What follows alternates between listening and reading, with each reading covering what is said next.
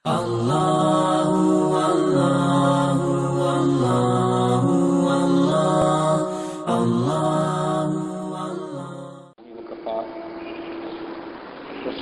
على عباده الذين اصطفى أما بعد أعوذ بالله من الشيطان الرجيم بسم الله الرحمن الرحيم وجعلنا منهم أئمة يهدون بأمرنا لما صبروا وكانوا بآياتنا يوقنون سبحان ربك رب العزة عما يصفون وسلام على المرسلين والحمد لله رب العالمين اللهم صل على سيدنا محمد وعلى آل سيدنا محمد وبارك وسلم اللهم صل على سيدنا محمد وعلى آل سيدنا محمد وبارك وسلم اللهم صل على سيدنا محمد وعلى آل سيدنا محمد وبارك وسلم. انسان اس دنیا میں زندگی گزارتا ہے تو اسے روزمرہ کئی حالات و واقعات پیش آتے ہیں. اپنے تجربے مشاہدے کی بنیاد پر وہ چند چیزوں کو ماننا شروع کر دیتا ہے، اس پہ اس کا پکا یقین ہو جاتا ہے، وہ ان کو تھم رول بنا لیتا ہے زندگی کا. کسی چیز کا دل میں پکا اعتماد بیٹھ جائے اس کو یقین کہتے ہیں، اس کو بلیف کہتے ہیں. یہ یقین دو طرح سے بنتا ہے، مشاہدے سے اور کسی کی اطلاع اور خبر سے. توجہ فرمائیے، مشاہدے کے بھی آگے دو حصے ہیں. ایک انسان کو خود مشاہدہ ہوتا ہے، مثلا سانپ نے کسی کو کاٹا اور اس نے مرتے دیکھا. اب اس کو یقین ہو گیا کہ سانپ کے کاٹنے سے موت واقع ہو جاتی ہے. اب اس کو کوئی پلاسٹک کا بنا ہوا سانپ بھی دکھائے گا نہ تو یہ گھبرائے گا، کیونکہ دل میں یقین ہے،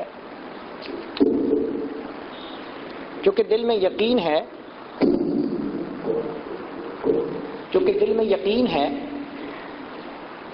کہ اس سانپ کے کاٹنے سے میری موت واقع ہو سکتی ہے. اسی طرح کسی کو دیکھا کہ بجلی لگی، کرنٹ لگا، وہ بندہ فوت ہو گیا. اب یہ بجلی کی تار سے دور رہے گا، اس کو یقین ہو گیا کہ مجھے یہاں سے نقصان پہنچ سکتا ہے. تو یہ وہ چیزیں ہیں جو اس کے اپنے مشاہدے میں آئیں. ڈائریکٹ مشاہدہ اس کو کہتے ہیں. کچھ اور بھی چیزیں ہوتی ہیں جو ڈائریکٹ مشاہدے میں تو نہیں آتی، انڈائریکٹلی انسان ان کا ثبوت مل جانے پر ان کو ماننا شروع کر دیتا ہے. مثال کے طور پر زمین کھینچتی ہے.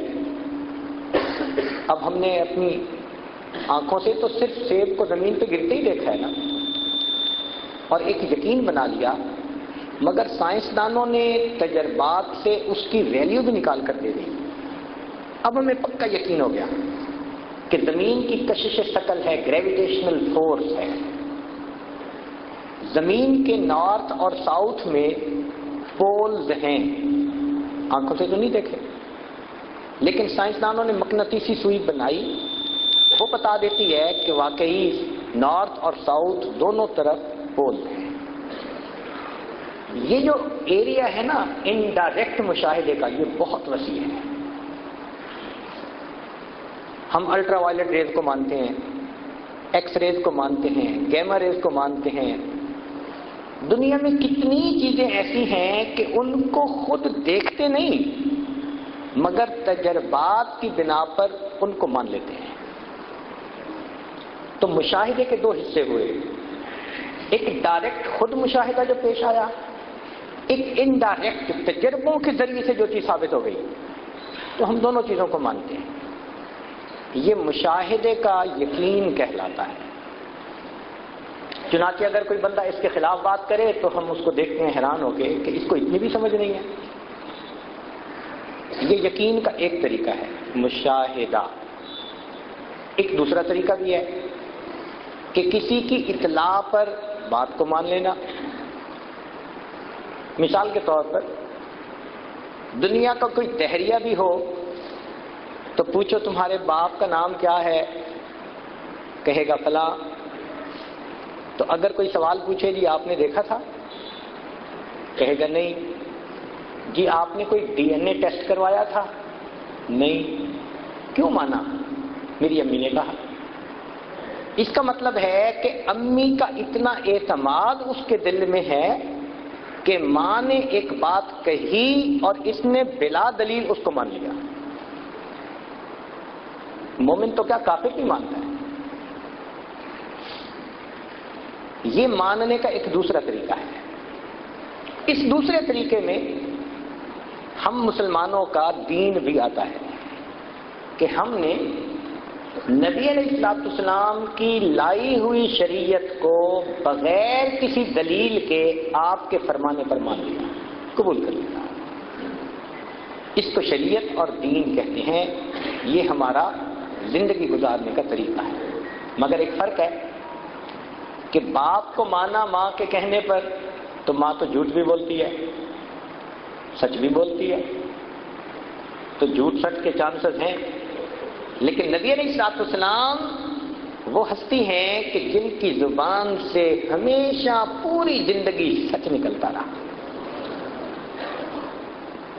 تو اس کا مطلب یہ کہ نبی علیہ السلام نے جو باتیں فرمائی، ہمیں اب اس کے اوپر پکا یقین ہونا چاہیے، 100%۔ جیسے 2 + 2 = 4، پکا یقین۔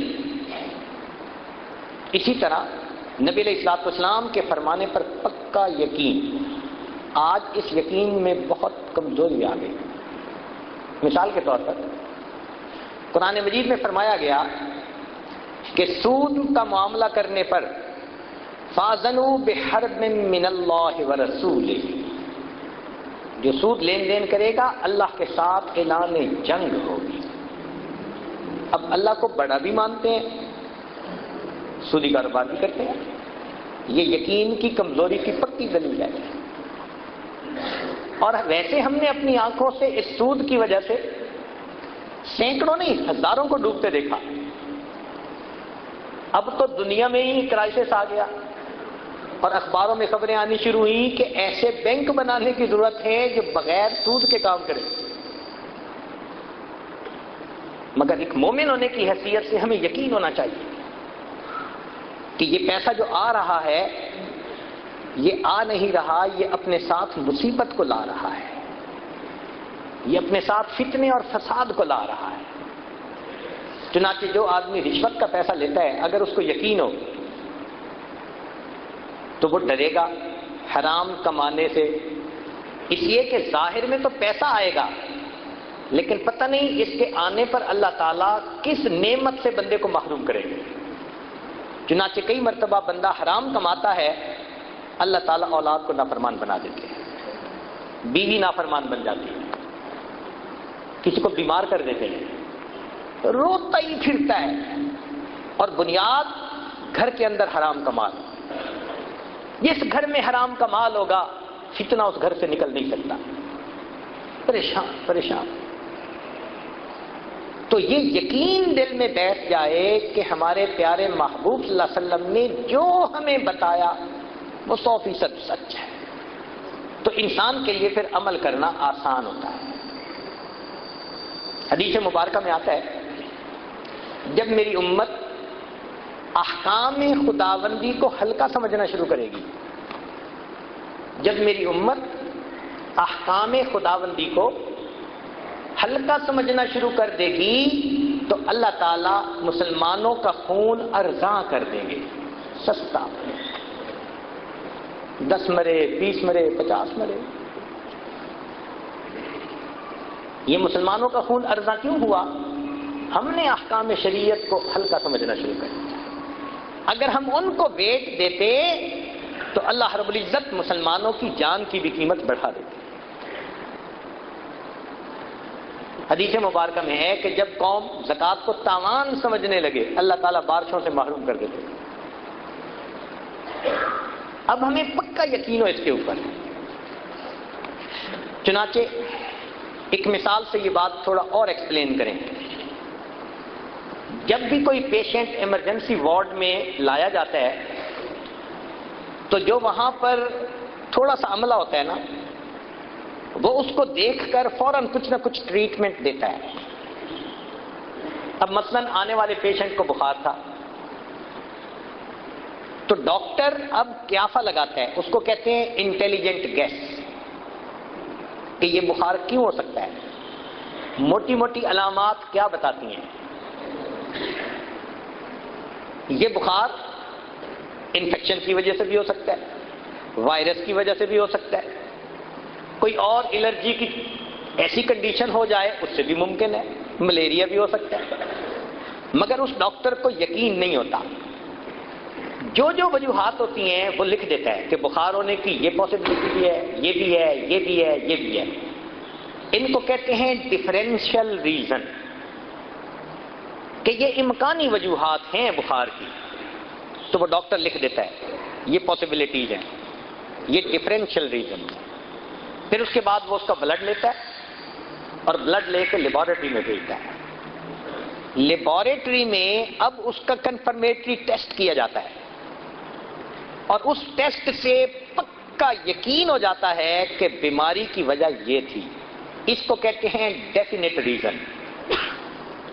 تو ایک ہوئی ڈفرینشیل ریزن اور ایک ہوئی ڈیفینیٹ ریزن. آج جو ہمیں پریشانیاں آتی ہیں نا تو ہم ڈفرینشیل ریزن میں پڑے رہتے ہیں. کسی نے کاروبار باندھ دیا، کسی نے جادو کر دیا، فلاں کر دیا.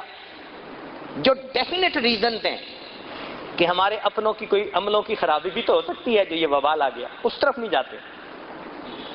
نبی علیہ الصلوۃ والسلام نے جو جو وجوہات بتائیں وہ ڈیفینیٹ ریزن ہیں، پکی باتیں ہیں. چنانچہ اللہ رب العزت قرآن مجید میں فرماتے ہیں وَمَا مِن دَابَّةٍ فِي الْأَرْضِ إِلَّا عَلَى اللَّهِ رِزْقُهَا. زمین میں جو بھی جاندار ہے اس کا رزق ہمارے ذمے ہے. اب رزق کا ذمہ اللہ نے لے لیا.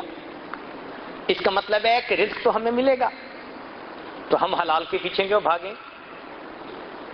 ہمیں مفت میں بھی کوئی حرام دینا چاہے ہم نہیں لیں گے، کیونکہ حلال پہنچانے کا اللہ نے ذمہ لیا. ہم حلال کو تلاش کریں، وہ کہاں ہے؟ ہمیں مل کے رہے گا. جلد بازی میں ہم حرام میں ہاتھ ڈال دیتے ہیں. صبر کر لیں، یقین اور توکل کی زندگی گزاریں. جو ہمارے مقدر میں ہے ہمیں مل کے رہے گا.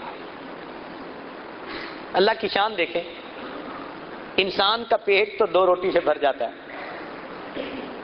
جو جانور ٹنوں کے حساب سے روزانہ کھانا کھاتے ہیں اللہ تعالیٰ ان کو بھی روزی دے رہا ہے. ہاتھی کتنا کھاتا ہوگا؟ کلوز میں نہیں کھاتا، ٹنوں میں کھاتا. ویل مچھلی ٹنوں میں کھاتی ہوگی. ایک مرتبہ ایک ملک کے ایکویریم میں جانے کا موقع ملا تو وہاں انہوں نے ویل مچھلیاں بھی پالی ہوئی تھیں اور بہت انفارمیشنز تھیں. ایک جگہ لکھا ہوا تھا کہ بلو ویل جو ہے یہ اتنی بڑی ہوتی ہے کہ پر ڈے اس کا وزن 200 پاؤنڈ بڑھتا ہے. اب اس کو پڑھ کر مجھے تعجب ہوا، یا اللہ، وزن ہی ہم میں سے کسی موٹے بندے کا 200 پاؤنڈ ہوتا ہے اور مچھلی کا وزن روزانہ 200 پاؤنڈ بڑھتا ہے. یہ کھاتی کتنا ہوگی؟ تو میں نے ایک آدمی کو بلایا جو وہاں ڈیوٹی پہ متعین تھا. میں نے کہا اس کے لکھنے میں کوئی فرق تو نہیں پڑا کہ کوئی ڈیجٹ کی آگے پیچھے فرق لگ گیا؟ اس نے کہا نہیں سر، ہم نے احتیاط سے 200 لکھا ہے، وگرنہ بعض ویل مچھلیوں کا وزن مور دین 250 پاؤنڈ پر ڈے بڑھتا ہے. اور پتہ ہے کہ اس کا رزق کیا ہے؟ ذہن میں میرے بات آئی کہ یہ چھوٹی مچھلیاں کھاتی ہوگی اور جہاں ہوتی ہوگی قریب مچھلی کو زندہ نہیں رہنے دیتی ہوگی. انہوں نے کہا نہیں مچھلی نہیں کھاتی. تو بھئی کیا کھاتی ہے؟ انہوں نے کہا جی کہ سمندر کے اندر چھوٹا چھوٹا بیکٹیریا، مائکرو آرگنزم اسے کہتے ہیں، وہ ڈیولپ ہو جاتا ہے. تو یہ پانی کو لیتی ہے اور اللہ نے اس کے جو گلچھڑے بنائے ہیں وہ فلٹر کی مانند ہیں، سکرینے ہیں. یہ ان میں سے فلٹر کر کے پانی کو نکال دیتی ہے. تو جیسے چائے کو چھانے تو چائے کا پانی تو نیچے گر گیا، پتی اوپر رہ گئی. اسی طرح پانی چلا جاتا ہے اور وہ چھوٹا چھوٹا بیکٹیریا وہ اس کی سکرین پہ بچ جاتا ہے. یہ اس بیکٹیریا کو کھاتی ہے اور وہ اتنا ہوتا ہے کہ ٹنوں کے حساب سے. تب سمجھ میں بات آئی اللہ نے سمندر کے اندر پانی کو کلیننگ کرنے کے پلانٹ لگا دیے. اگر یہ ویل مچھلی نہ ہوتی تو یہ مائکرو آرگنزم اتنے بڑھ جاتے کہ مخلوق سمندر کی مر جاتی. اللہ نے پانی کے کلیننگ پلانٹ لگا دیے. اس کو اللہ ایسی روزی دے رہا ہے جو آنکھ سے نظر بھی نہیں آتی. اللہ تعالیٰ پرندوں کو بھی رزق دیتا ہے. لیکن مزے کی بات سنیں کہ پرندے خالی پیٹ گھر سے گھونسلے سے نکلتے ہیں، جب شام آتے ہیں تو ان کے پیٹ بھرے ہوتے ہیں. یہ انسان صبح ناشتہ کر کے پیٹ بھر کے گھر سے نکلتا ہے، شام آتا ہے تو بھوکا ہوتا ہے. آتے ہی کہتے ہیں جلدی کھانا لگاؤ. جو اللہ جانوروں کو ٹنوں کے حساب سے رزق دیتے ہیں وہ انسان کو 2 روٹی رزق نہیں دے سکتے.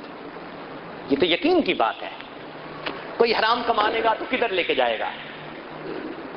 تو یہ یقین اگر بیٹھ جائے تو ہم اس حلال کے اوپر پکے ہو جائیں کہ ہمارا رزق ہمیں پروردگار نے دینا ہے. صحابہ کرام کا یقین بنا ہوا تھا، اللہ ان کو رزق دیتے تھے. حدیث مبارکہ میں آتا ہے ایک صحابی کو پیشاب کی ضرورت پیش آئی تو وہ یورینیشن کے لیے ذرا ویرانے کی طرف چلے گئے. جب یورین پاس آؤٹ کر رہے تھے تو انہوں نے دیکھا کہ ایک سوراخ میں سے ایک چوہا نکلا اور اس کے منہ کے اندر ایک دینار تھا. وہ لا کے پھینک کے پھر واپس چلا گیا. پھر دوبارہ آیا، پھر ایک اور دینار لا کے رکھا. کئی مرتبہ وہ اس سوراخ میں بل میں گھسا اور اس نے لا کر دینار باہر ڈال دیے، پھر اندر چلا گیا. جب یہ اپنی ضرورت سے فارغ ہوئے تو انہوں نے وہ پیسے اٹھا لیے. صحابہ رضی اللہ تعالیٰ عنہ کی ایک بڑی خوبصورت عادت یہ بھی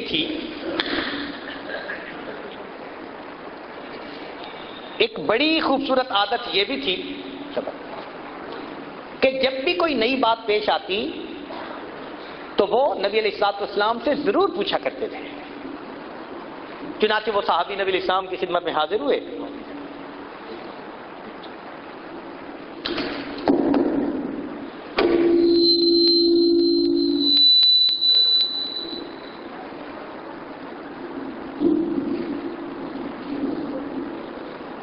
چنانچہ وہ صحابی ان دینار کو لے کر نبی علیہ الصلوۃ والسلام کی خدمت میں حاضر ہوئے. پوچھا اے اللہ کے پیارے حبیب صلی اللہ علیہ وسلم، میرے ساتھ یہ واقعہ پیش آیا، اب آپ بتائیے کہ یہ مال میرے لیے جائز ہے یا نہیں ہے؟ نبی علیہ الصلوۃ والسلام نے فرمایا کہ یہ رزق ہے جس کا اللہ رب العزت نے تمہارے لیے انتظام کر دیا. چنانچہ اس صحابی نے اس مال کو استعمال کیا. جب یہ واقعہ حدیث پاک میں پڑھتے ہیں حیران ہوتے ہیں، یا اللہ جن کے رزق بنے ہوئے تھے، یقین بنے ہوئے تھے، ان کو آپ بلوں سے رزق دیتے تھے، اور جن بیچاروں کے یقین نہیں بنے ہوئے وہ مہینے میں جو کماتے ہیں وہ بلوں میں چلے جاتے ہیں. یہ بجلی کا بل، یہ انشورنس کا بل، یہ مکان کے کرائے کا بل، یہ ڈاکٹر کا بل، یہ فلاں بل، جو کماتے ہیں سب بلوں میں چلا جاتا ہے. اللہ. تو دل میں یقین ہو کہ رب کریم نے یہ بات اپنے ذمے لے لی.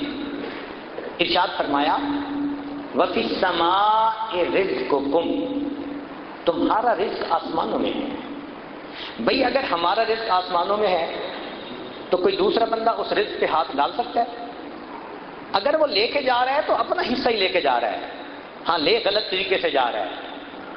اگر میری جیب سے لے کے گیا، اللہ مجھے اور پہنچا دیں گے، مجھے تو ملنا ہے، مجھے تو میرے رب نے دینا ہے۔ اگر یہ یقین ہو جائے تو ہماری زندگی آسان ہو جائے۔ اس یقین کو بنانے کی، ڈیولپ کرنے کی ضرورت ہے۔ جس طرح سرکہ ڈالنے سے شہد فاسد ہو جاتا ہے، اس طرح شک کے آ جانے سے یقین فاسد ہو جاتا ہے۔ اور آج دیکھیں ہم میں سے کتنے لوگ شک میں مبتلا۔ اس لیے شریعت نے قرآن مجید کی ابتدا سے ہی ذالک الکتاب پہلے کہا لا ریب فیہ، جس میں کوئی شک نہیں، ھدی للمتقین، متقیوں کو ہدایت دیتی ہے۔ شک کی جڑ ہی کاٹ کے رکھی۔ چنانچہ نبی علیہ الصلوۃ والسلام نے دعا سکھائی، اللہم انی اعوذ بک من الشک والشرک والشقاق والنفاق وسوء الاخلاق۔ شرک سے بھی پہلے شک سے پناہ مانگی۔ شک دل میں آیا، ایمان رخصت ہو گیا۔ اس لیے اس شک سے بہت بچنے کی ضرورت ہے۔ آج کل یہ عامل قسم کے جو لوگ ہوتے ہیں نا، عملیات کرنے والے، یہ شک ڈال دیتے ہیں۔ لگتا ہے جی آپ کا کاروبار کسی نے باندھ دیا، تو بس پھوپھی نے باندھا ہوگا، تائی نے باندھا ہوگا، ہمسائی نے باندھا ہوگا۔ لوگوں کو چھوٹا خدا بنا لیتے ہیں۔ بھائی رزق تو اللہ دینے والا ہے، وہ دینا چاہے پوری دنیا مل کے اس کو روک نہیں سکتی، وہ نہ دینا چاہے پوری دنیا مل کے ہمیں دے نہیں سکتی۔ ہم اللہ پر یقین پکا رکھیں۔ وہ اور بندے کو کنفیوز کر دیتے ہیں۔ اور یہ جو لوگ کہتے ہیں میں بڑا کنفیوز ہوں، اس کا مطلب ہے شک میں ہے، کیونکہ کنفیوز چیز ہی الگ ہے۔ جس کا یقین ہوتا ہے وہ اپنی بات پہ ٹھوس پکا ہوتا ہے۔ آج اس یقین کی ہمیں بہت ضرورت ہے۔ چنانچہ یقین کے 3 مرتبے علماء نے لکھے ہیں۔ ایک کو کہتے ہیں علم الیقین، ایک کو کہتے ہیں عین الیقین، اور ایک کو کہتے ہیں حق الیقین۔ علم الیقین کا مطلب علم کی حد تک یقین ہو۔ عین الیقین جیسے مشاہدہ کر لیتا ہے بندہ، ایسے یقین ہو۔ اور حق الیقین کے یقین کا آخری درجہ بندے کو نصیب ہو جائے۔ ایک مثال سے بات آسان ہو جائے گی۔ سردی کے موسم میں آپ ٹھٹھرتے ہوئے گھر آئے، بیوی نے دیکھا، کہتی ہے میں آپ کے لیے بھی چائے لاتی ہوں۔ جب بیوی نے کہا چائے لاتی ہوں، تو آپ کو علم الیقین حاصل ہے کہ وہ گرم چائے لائے گی، وہ گرم چائے لائے گی، یہ علم الیقین ہے۔ اس نے چائے لا کے سامنے رکھ دی، اب اس میں سے آپ نے بخارات اٹھتے دیکھے، یہ عین الیقین کہ واقعی گرما گرم چائے آئی ہے۔ اور آپ نے چائے کے کپ کو اٹھا کے منہ سے لگا لیا، ایک سپ لے لی، اب اس کو حق الیقین کہیں گے۔ صحابہ رضی اللہ تعالیٰ عنہ کو نبی علیہ الصلوۃ والسلام کی مبارک صحبت کی برکت سے حق الیقین حاصل ہو گیا تھا۔ اس کی دلیل سیدنا علی کرم اللہ وجہہ نے فرمایا کہ مجھے آخرت کے اوپر اتنا یقین ہے کہ اگر جنت اور جہنم میری آنکھوں کے سامنے بھی آ جائے تو میرے یقین میں ذرہ برابر اضافہ نہیں ہو سکتا۔ کیا یقین تھا، سبحان اللہ۔ اور واقعی پھر اللہ تعالیٰ نے ان کے ساتھ ویسا معاملہ کیا۔ صحابہ رضی اللہ تعالیٰ عنہ اس کا بڑا خیال رکھتے تھے کہ بندے کی نگاہ ہر وقت اللہ کی ذات پر رہے۔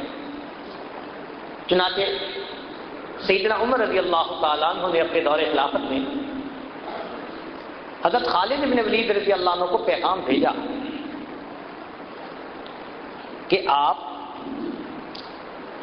آج اپنے سپہ سالاری کے منصب سے معزول ہو گئے، اور جو پیغام لانے والے ہیں ابو عبیدہ بن جراح رضی اللہ تعالیٰ، یہ آپ کی جگہ سپہ سالار ہوں گے۔ ہاں آپ میرے پاس مدینہ آنا چاہیں تو موسٹ ویلکم، اور اگر عام سپاہی فوجی بن کر جہاد میں حصہ لینا چاہیں تو ویل اینڈ گڈ، یہ آپ کا چوائس ہے۔ حضرت عمر رضی اللہ تعالیٰ عنہ نے جیسے ورقہ پڑھا اپنا چارج فوراً ہینڈ اوور کر دیا اور خود ایک عام مجاہد بن کر اللہ کے راستے میں لڑنے کا فیصلہ کر لیا۔ اب یہ بڑا عجیب سا واقعہ تھا۔ کسی نے خالد بن ولید عنہ سے پوچھا کہ آپ کو یہ پیغام ملا and with in a moment آپ نے اتنا بڑا ڈیسیژن میک کر لیا کہ جی ہاں میں ایک عام سپاہی کی طرح لڑوں گا، تو بڑا ٹف ہوتا ہے بندے کے لیے اس کو ڈائجسٹ کرنا، برداشت کرنا۔ تو آپ کو تو بڑی مشکل ہوئی ہوگی۔ ان کا بالکل نہیں۔ تو مشکل کیوں نہیں ہوئی؟ ان کا مشکل اس لیے نہیں ہوئی کہ جس اللہ رب العزت کو راضی کرنے کے لیے میں سپہ سالار بن کے لڑ رہا تھا، جب میں مجاہد بن کر لڑا پھر بھی اسی رب کو راضی کرنے کے لیے لڑ رہا تھا۔ مجھے تو کوئی ڈفرینس نہیں فیل ہوا۔ کسی نے عمر رضی اللہ تعالیٰ عنہ سے سوال کیا، ان کا حضرت آپ نے امت کو اتنے بڑے عظیم سپہ سالار سے محروم کر دیا، کوئی ایسی خاص ریزن بھی نظر نہیں آتی، مگر ان کا ٹیلنٹ، ان کا ایکسپیرینس، ان کا معاملہ فہمی، ان کا وزڈم، وہ تو ایک ایسٹ تھا نا امت کا۔ تو جب آپ نے ان کو اس منصب سے اتارا تو امت تو اس سے محروم ہو گئی۔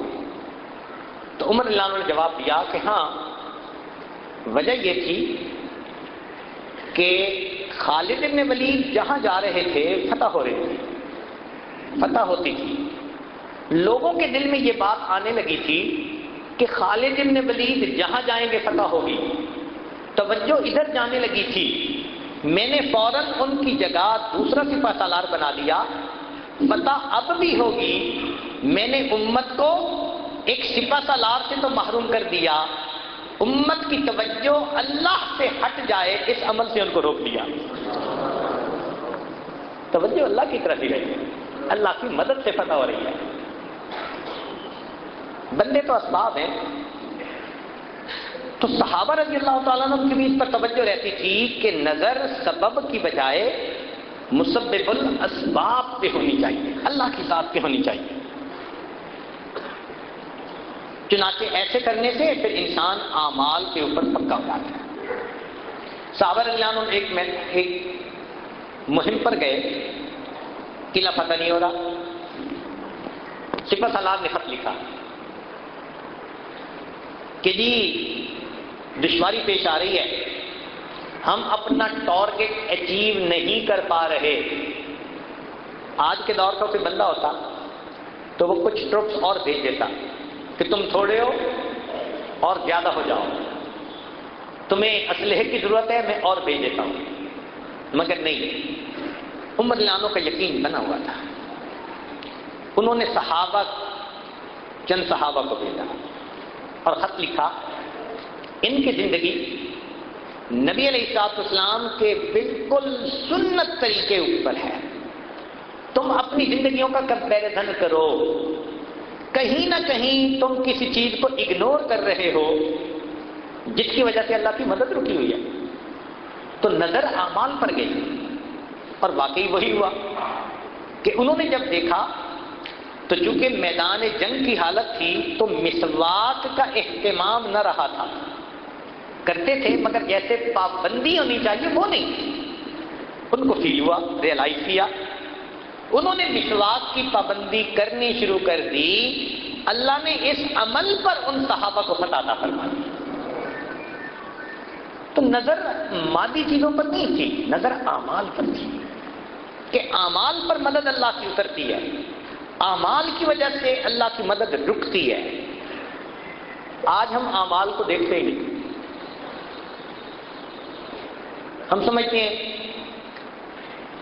خاوند سمجھتا ہے بیوی نے پریشان کر رکھا ہے، بیوی سمجھتی ہے خاوند نے پریشان کر رکھا ہے، ماں باپ سمجھتے ہیں اولاد نے پریشان کر رکھا ہے، اولاد سمجھ رہی ہے ماں باپ نے ناک میں دم کر دیا ہے، پڑوسی کہتے ہیں پڑوسی نے پریشان کر دیا ہے، محکوم کہتے ہیں حاکم نے تنگ کر دیا، حاکم کہتے ہیں محکوموں نے تنگ کر دیا۔ اور حقیقت میں اگر دیکھیں تو ہمیں ہمارے نفس نے تنگ کر رکھا ہے۔ ہمارا کوئی دشمن نہیں ہے، ہمارا نفس دشمن ہے، شیطان دشمن ہے۔ یہ ہم سے خلاف شریعت اعمال کرواتے ہیں اور ان بد اعمالیوں کی وجہ سے ہمارے اوپر مصیبتیں آتی ہیں۔ قرآن کریم نے صاف کہا ما اصابکم من مصیبت فبما کسبت ایدیکم، جو تمہیں مصیبت پہنچتی ہے تمہارے ہاتھوں کی کمائی ہوتی ہے۔ آج ہم اپنے اعمال ٹھیک کر لیں، اللہ رب العزت ابھی ہمارے احوال کو ٹھیک فرما دیں گے۔ جب کہا میں نے کہ یا اللہ تو میرا حال دیکھ، جب کہا میں نے کہ یا اللہ تو میرا حال دیکھ، حکم آیا میرے بندے نامہ اعمال دے۔ ہم لوگ کو تو دیکھو نا کر کے آ رہے ہیں۔ ہماری تمام پریشانیوں کی بنیادی وجہ ہمارے نفس کی خرابی، ہمارے اپنے ہاتھوں سے کیے ہوئے گناہ۔ اگر ہم ان کو چھوڑ دیں اللہ رب العزت کی آج مدد اتر سکتی ہے ہمارے ساتھ۔ اب صحابہ رضی اللہ عنہم کا جیسے یقین بنا، امت کے علماء اولیاء کا بھی یقین بنا ہوا۔ چنانچہ باجیر بستامی رحمۃ اللہ علیہ کے پاس ایک بندہ آیا، کہنے لگا بڑا پریشان ہوں، بچے ہیں، روزگار کا کوئی سلسلہ نہیں بن رہا۔ تو انہوں نے کہا کہ اچھا گھر جاؤ، جس کا رزق اللہ کے ذمے ہے اس کو رہنے دو، اور جس کا تمہارے ذمے ہے اس کو گھر سے نکال دو۔ کہنے لگا یہ رزق تو سب کا اللہ کے ذمے۔ کہنے لگے تم پریشان کیوں ہوتے ہو؟ تم کام میں ہاتھ ڈالو، قدم اٹھاؤ، محنت کرو، ہاتھ باندھ کے بیٹھے نہ رہو۔ تمہارے لیے قدم اٹھانا لازم ہے۔ جب تم قدم اٹھاؤ گے جو پروردگار نے لکھا وہ مقدر میں تمہیں مل کے رہے گا۔ تو ایسے میں انسان دوسرے کی جیب کو کیوں دیکھے، دوسرے کے مال کو غلط طریقے سے کیوں ہتھے آئے، بددیانتی کیوں کرے؟ یقین کی کمزوری کی وجہ سے یہ ساری ہمارے اندر خرابیاں آ رہی ہیں۔ تو یہ یقین بنتا کیسے ہے؟ اہل اللہ کی صحبت میں بیٹھ کے بنتا ہے۔ جب انسان انہیں دیکھتا ہے نا کہ اللہ کے ذات پہ ان کا اتنا پکا ٹھوس یقین ہے، تو پھر انسان کے اپنے دل میں بھی یہ یقین پیدا ہو جاتا ہے، کثرت ذکر سے یہ یقین پیدا ہو جاتا ہے۔ اور تیسرا اتباع سنت کی وجہ سے یہ یقین پیدا ہوتا ہے۔ ہمارے مشائخ نے یہ تین باتیں کہیں کہ جو بندہ اتباع سنت میں کوشش کرے، ذکر کی کثرت کرے اور اہل اللہ کی صحبت اختیار کرے، اللہ رب العزت اس کو پکا یقین عطا فرما دیتے ہیں۔ مومن اور کافر کی زندگی کا تو بنیادی فرق ہی یہی ہے۔ مومن اللہ کے حکم کو سن کر بات کو مان لیتا ہے، کافر اپنی آنکھ سے دیکھ کے بات کو مانتا ہے۔ تو مومن خبر کے راستے پہ چلتا ہے اور کافر نظر کے راستے پر چلتا ہے۔ نظر کا راستہ جدا اور خبر کا راستہ جدا۔ توجہ فرمائیے، قرآن مجید میں سے چند مثالیں دیکھیے۔ قرآن عظیم الشان، سیدنا موسیٰ علیہ السلام فرعون کے جادوگروں کے سامنے کھڑے ہیں۔ جادوگروں نے رسیاں ڈالی، یخیل الیہ من سحرہم انہا تسعی، یوں لگا جیسے سانپ ہیں اور وہ چل کے آ رہے ہیں۔ ایسے میں اگر اپنی عقل سے پوچھیں کیا کرنا چاہیے تو عقل جواب دے گی جناب آپ کے ہاتھ میں عصا ہے، لاٹھی ہے، مضبوطی سے پکڑے اور جو سانپ قریب آئے اس سانپ کے سر پہ لاٹھی مارے۔ بچاؤ کی ایک ہی صورت ہے اور بچنے کی کوئی صورت نہیں۔ حضرت موسیٰ علیہ السلام نے اللہ تعالیٰ سے پوچھا رب کریم مجھے کیا کرنا ہے؟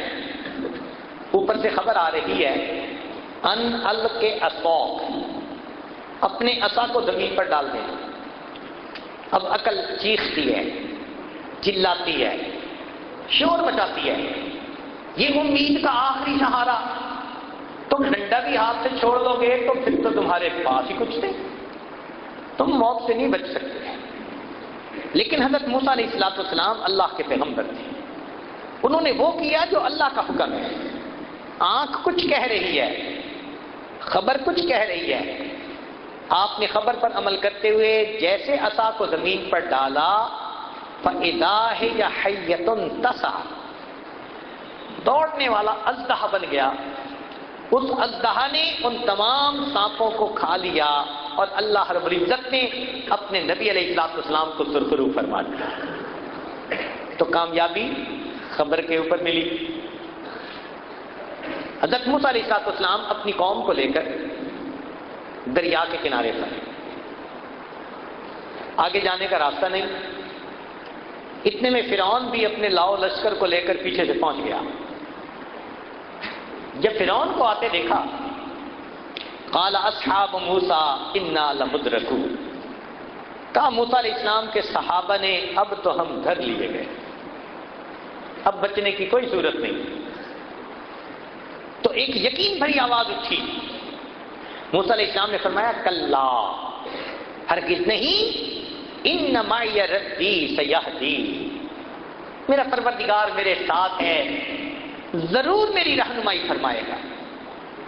اب ایسے وقت میں عقل سے پوچھے کیا کرنا چاہیے؟ عقل کہے گی تمہارے پاس تو ہتھیار بھی نہیں، ایک ڈنڈا ہے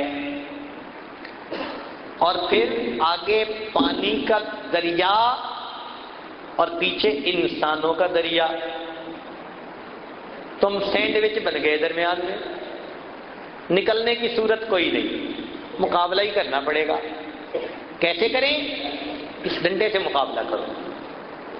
کیا کروں کہ جب فرعون آئے تو بس اس سے لڑنا، کوشش کرنا کہ اسے مارو۔ حضرت موسیٰ علیہ السلام اللہ تعالیٰ کی طرف متوجہ ہوتے ہیں، پروردگار عالم مجھے کیا کرنا ہے؟ اوپر سے خبر آتی ہے ان اضرب بعصاک البحر، پانی پہ ڈنڈا ماریے۔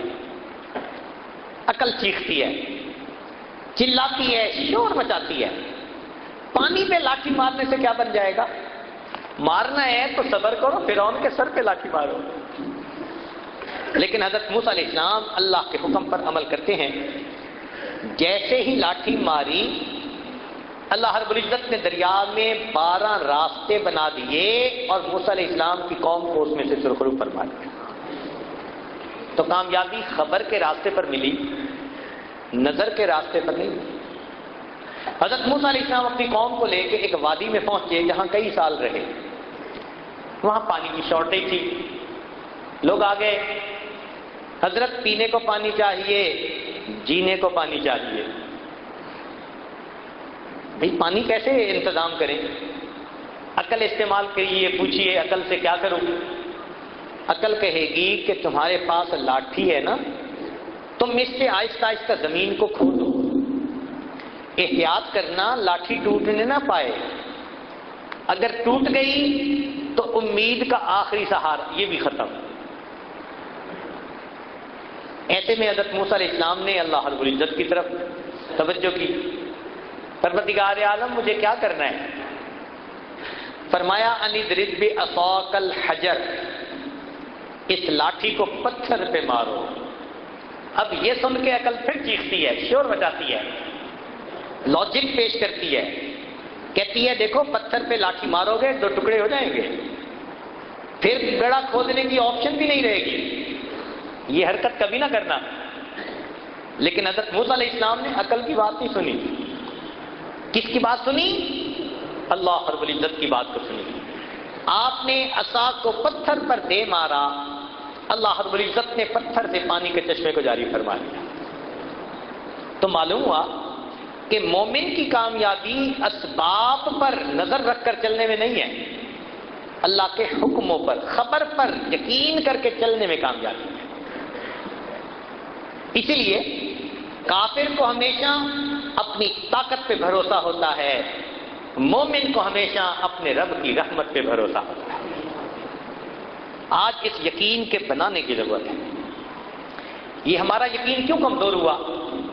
حالات کی وجہ سے۔ ہم ارد گرد اسباب کے ساتھ زندگی گزارتے لوگوں کو دیکھتے ہیں تو ہمارا بھی یقین ویسے ہی بن جاتا ہے۔ اس لیے ہمارے بھائی کہتے ہیں نا کہ اللہ کے راستے میں نکلو یقین بنے گا۔ کیونکہ گھر سے انسان نکلتا ہے، نیک ماحول میں رہتا ہے تو پھر اس کا یقین مضبوط ہوتا ہے، 100% پکی بات ہے۔ قرآن عظیم الشان میں سے اس کی ایک مثال، امید ہے دل کے کانوں سے آپ سنیں گے، توجہ فرمائیے۔ بی بی مریم اللہ کی نیک بندی بیت المقدس کے اندر اعتکاف کی حالت میں ہے، اللہ کی عبادت میں زندگی گزار رہی ہے۔ حضرت زکریا علیہ السلام ان کے کفیل ہیں، سرپرست ہیں۔ ایک مرتبہ زکریا علیہ السلام کو کسی کام میں وقت زیادہ لگ گیا، فیلنگ یہ تھی کہ پیچھے کھانے پینے کی چیزیں شاید ختم ہو گئی ہوں گی، تو حضرت زکریا علیہ السلام ذرا جلدی آئے۔ کلما دخل علیہا زکریا المحراب وجد عندہا رزقا، جب زکریا علیہ السلام محراب میں داخل ہوئے دیکھا کہ بی بی مریم کے پاس تو بے موسم کے پھل رزق موجود ہے۔ قال یا مریم انا لک ھذا، کیونکہ خلاف معمول بات تھی تو پوچھا مریم یہ کہاں سے آیا؟ مریم کی اللہ سے لو لگی ہوئی تھی، اور اس کی لو لگنے پر اللہ نے اسے بے موسم کے پھل عطا کر دیے تھے۔ تو بی بی مریم نے فوراً جواب دیا، قالت هو من عند اللہ، یہ اللہ کی طرف سے ہے، ان اللہ یرزق من یشاء بغیر حساب، اللہ جس کو چاہتے ہے بغیر حساب عطا فرما دیتا ہے۔ سبحان اللہ، بی بی مریم کا یقین دیکھو کیسا بنا، بے موسم کے پھل کھا رہی ہے۔ پھر ایک ایسا وقت بھی آیا کہ بی بی مریم کو گھر کی زندگی گزارنی پڑی۔ اب گھر میں جب انسان دوسروں کے ساتھ رہتا ہے تو ماحول کا اثر ہوتا ہے۔ چنانچہ ایک مرتبہ بی بی مریم نے نہانے کا ارادہ کیا۔ اللہ تعالیٰ قرآن عظیم الشان میں ارشاد فرماتے ہیں، وَاذْكُرْ فِي الْكِتَابِ مَرْيَمَ إِذِ انتبذت من أهلها مكانا شرقيا فاتخذت من دونهم حجابا، پردہ ڈال دیا، فارسلنا الیہا روحنا، اللہ تعالیٰ فرماتے ہیں ہم نے جبریل علیہ السلام کو بھیجا، فتمثل لها بشرا سویا، ایک بھرپور مرد نوجوان کی شکل میں جبریل علیہ السلام سامنے آ گئے۔ اب بی بی مریم آج کے دور کی بگڑی ہوئی بیگم تو تھی نہیں کہ غیر محرم کو دیکھ کر مسکراتی، تو پاک دامن تھی۔ جب اس نے ایک مرد کو دیکھا کہنے لگی، قالت انی اعوذ بالرحمن منک ان کنت تقیا، میں رحمان کی پناہ مانگتی اگر تیرے دل کے اندر تقوی ہے۔ جبریل علیہ السلام سمجھ گئے کہ بی بی مریم گھبرا گئی، فرمانے لگے انما انا رسول ربی، میں تیرے رب کا بھیجا ہوا نمائندہ ہوں، لِأَهَبَ لَكِ غُلَامًا زَكِيًّا، تاکہ تجھے نیک بیٹا ملے۔ اب اس بات نے بی بی مریم کو اور پریشان کر دیا۔ بی بی مریم جانتی تھی کہ بیٹا ہونے کے دو اسباب ہوتے ہیں، یا عورت نکاح کرے یا عورت بدکار ہو اور زنا کرے، یہ دو سبب ہیں اولاد ہونے کے، اور وہ جانتی تھی کہ میری زندگی میں دونوں نہیں۔ تو پوچھنے لگی انا یکون لی غلام، میرا بیٹا کیسے ہو سکتا ہے؟ ولم یمسسنی بشر، نہ میں نے کیا نکاح، ولم اکو بغیہ، نہ میں نے کیا زنا، میرا بیٹا کیسے ہو سکتا ہے؟ اس پر جبریل السلام نے فرمایا قال ربک هو علی ہین، کہ رب کریم نے فرمایا کہ یہ بیٹا تجھے پروردگار نے دینا ہے، کسی زلفوں والی سرکار نے نہیں دینا۔ اب وہ بی بی مریم جو بے موسم کے پھل کھاتی تھی، اب وہ بھی اسباب کے تحت سوچنے لگ گئی نا کہ میرا بچہ کیسے ہو سکتا۔ یہ حالات کا اثر ہوتا ہے بندے کے اوپر۔ ہم چونکہ روز وہی گھر، وہی دفتر، وہی فیکٹری، وہی بزنس، ہمارا بھی اسباب ہی کے اوپر ذہن چلا جاتا ہے۔ اب اپنے یقین کو مضبوط کرنے کے لیے ہمیں وقتاً فوقتاً نکلنا چاہیے، اللہ کے راستے میں نکلیں، اہل اللہ کی صحبت میں جائیں تاکہ ہمارا یقین فریش ہو جائے۔ یوں سمجھیں کہ جیسے سیل فون کی بیٹری یوز کرنے سے ختم ہوتی جاتی ہے تو کچھ عرصے کے بعد چارجر سے لگانی پڑتی ہے، یہ یقین کا معاملہ بھی ایسا۔ تھوڑا عرصہ انسان اسی اسباب کی دنیا میں رہے تو سوچ بھی ویسی۔ تو اس کو ریفریش کرنے کے لیے، اس کو ریچارج کرنے کے لیے نیک محفلوں میں، چاہے وہ کسی اللہ والے کی ہو یا چاہے اللہ کے راستے میں نکل کے نیک محفلوں میں، مسجدوں میں وقت گزارے، تو یقین بنتا ہے۔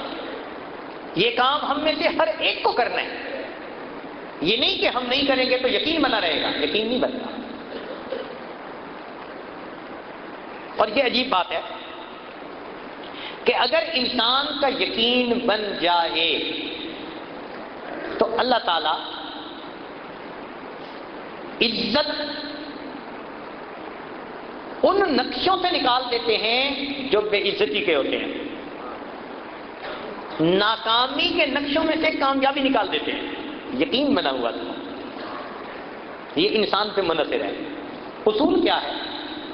اصول شریعت نے یہ بتا دیا، حدیث قدسی نبی علیہ السلام نے فرمایا، انا عند ظن عبدی بی، میں بندے کے ساتھ اس کے گمان کے مطابق معاملہ کرتا ہوں۔ تو جب اللہ سے نیک گمان، پکا یقین، تو اللہ ویسا معاملہ کر دیتے ہیں، اور جب ادھر ادھر نظر ہوتی ہے تو معاملہ بھی ویسے۔ اب طلباء کے لیے ایک علمی نکتہ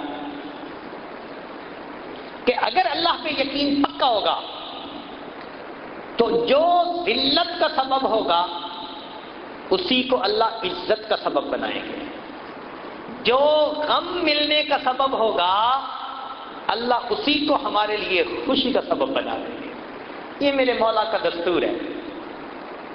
اب قرآن عظیم الشان میں سے اس کی مثال سنیے۔ حضرت موسیٰ علیہ السلام کی والدہ نے اپنے بیٹے کو دریا میں ڈالا، دل غمزدہ ہوا، ماں تھی، اب دل کو غم ملا تو اس کا سبب کیا تھا؟ پانی بنا، پانی میں بیٹے کو ڈالا تو ظاہر سبب پانی بن رہا ہے، لیکن آنکھ بند کر کے اس نے اللہ پہ اعتماد کیا تو جو سبب غم کا بنا تھا اللہ تعالیٰ نے اسی کو خوشی کا سبب بنایا۔ فرعون کو موت، زمین پھٹتی اور قارون کی طرح یہ بھی دھس جاتا، اس طرح بھی آ سکتی تھی، کسی بیماری سے بھی آ سکتی تھی، کوئی اللہ بلا مسلط کر دیتے جو اس کو کاٹ کے ٹکڑے کر دیتی، یہ بھی ہو سکتا تھا۔ نہیں، اللہ نے فرعون کو کہاں ڈبویا؟ پانی۔ پانی میں ڈبونے میں حکمت کیا؟ مفسرین نے نکتہ لکھا کہ موسیٰ علیہ السلام کی والدہ کو پانی میں اپنا بیٹا ڈالنے کی وجہ سے غم کا سبب یہ بنا تھا، مگر اس نے اللہ پہ یقین کیا، اللہ نے اسی پانی کو اس کے لیے خوشی کا سبب بنا دیا، فرعون کو پانی میں ڈبو کے دکھا دیا۔ ایک دوسری مثال، سیدنا یعقوب علیہ السلام کے پاس بیٹے آئے، وجاؤ اباہم عشاء یبکون، روتے دھوتے مکر کرونا، کہنے لگے جی کہ ہمارے بھائی یوسف کو فاکلہ الذئب، بھیڑیے نے کھا لیا۔ وجاؤ علی قمیصہ بدم کذب، قمیص کے اوپر خون لگا ہوا تھا جھوٹ موٹ کا، تو انہوں نے دکھا دیا۔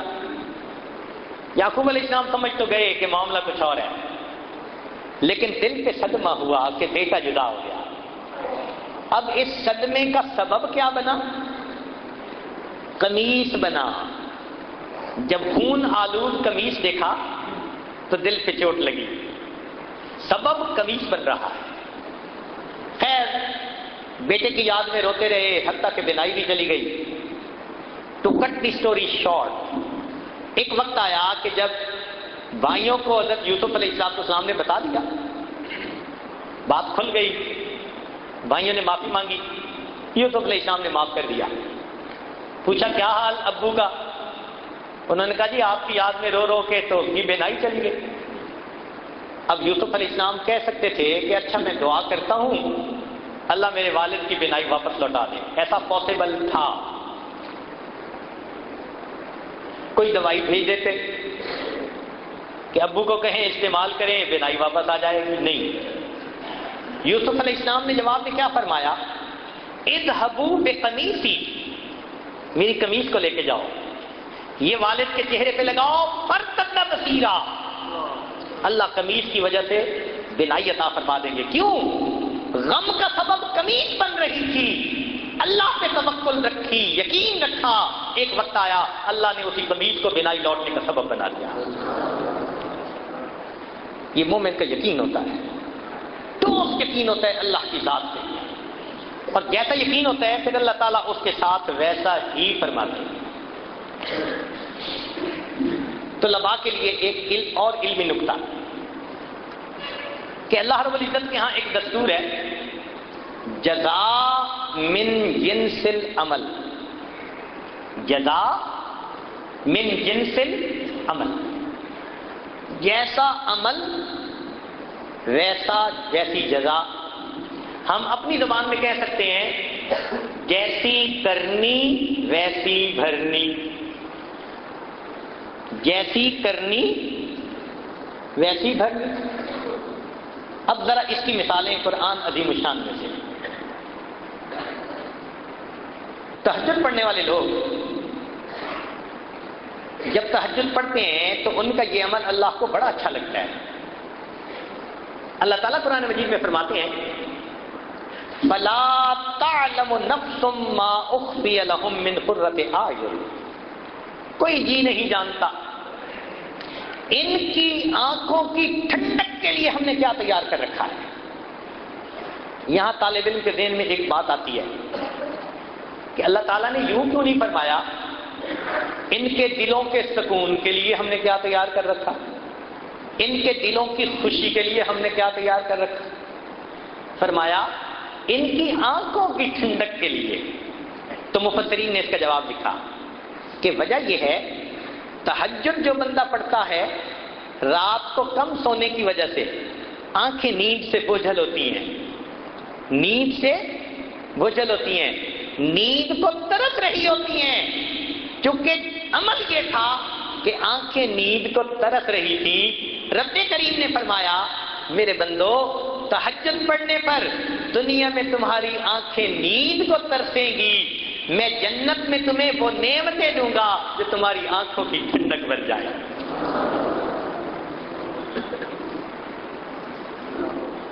اور مثال قرآن مجید میں سے، قیامت کے دن مجرم کھڑے ہوں گے،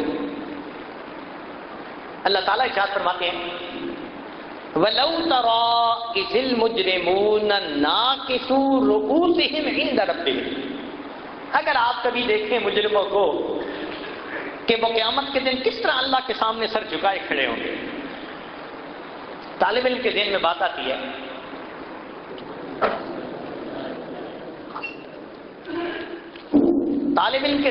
آتی ہے کہ یہ نہیں کہا گیا کہ مجرم پریشان کھڑے ہوں گے، مجرم دہشت کی کیفیت میں کھڑے ہوں گے، نہیں، فرمایا اللہ کے سامنے کھڑے ہوں گے سر جھکے ہوئے ہوں گے۔ تو مفسرین نے اس کا جواب دیا کہ اصل وجہ یہ تھی یہ وہ لوگ تھے جنہوں نے اللہ کے حکموں کے سامنے سرتابی کی تھی، حکم ماننے سے انکار کیا تھا، اللہ کے حکموں کے آگے سر نہیں جھکایا تھا، کیونکہ گناہ ایسا تھا۔ اب اللہ تعالیٰ قیامت کے دن اس طرح کھڑا کریں گے شرم کی وجہ سے اللہ کے سامنے سر جھکے ہوئے ہوں گے، جیسا عمل ویسی جزا۔ اور مثال دیکھیے قرآن مجید میں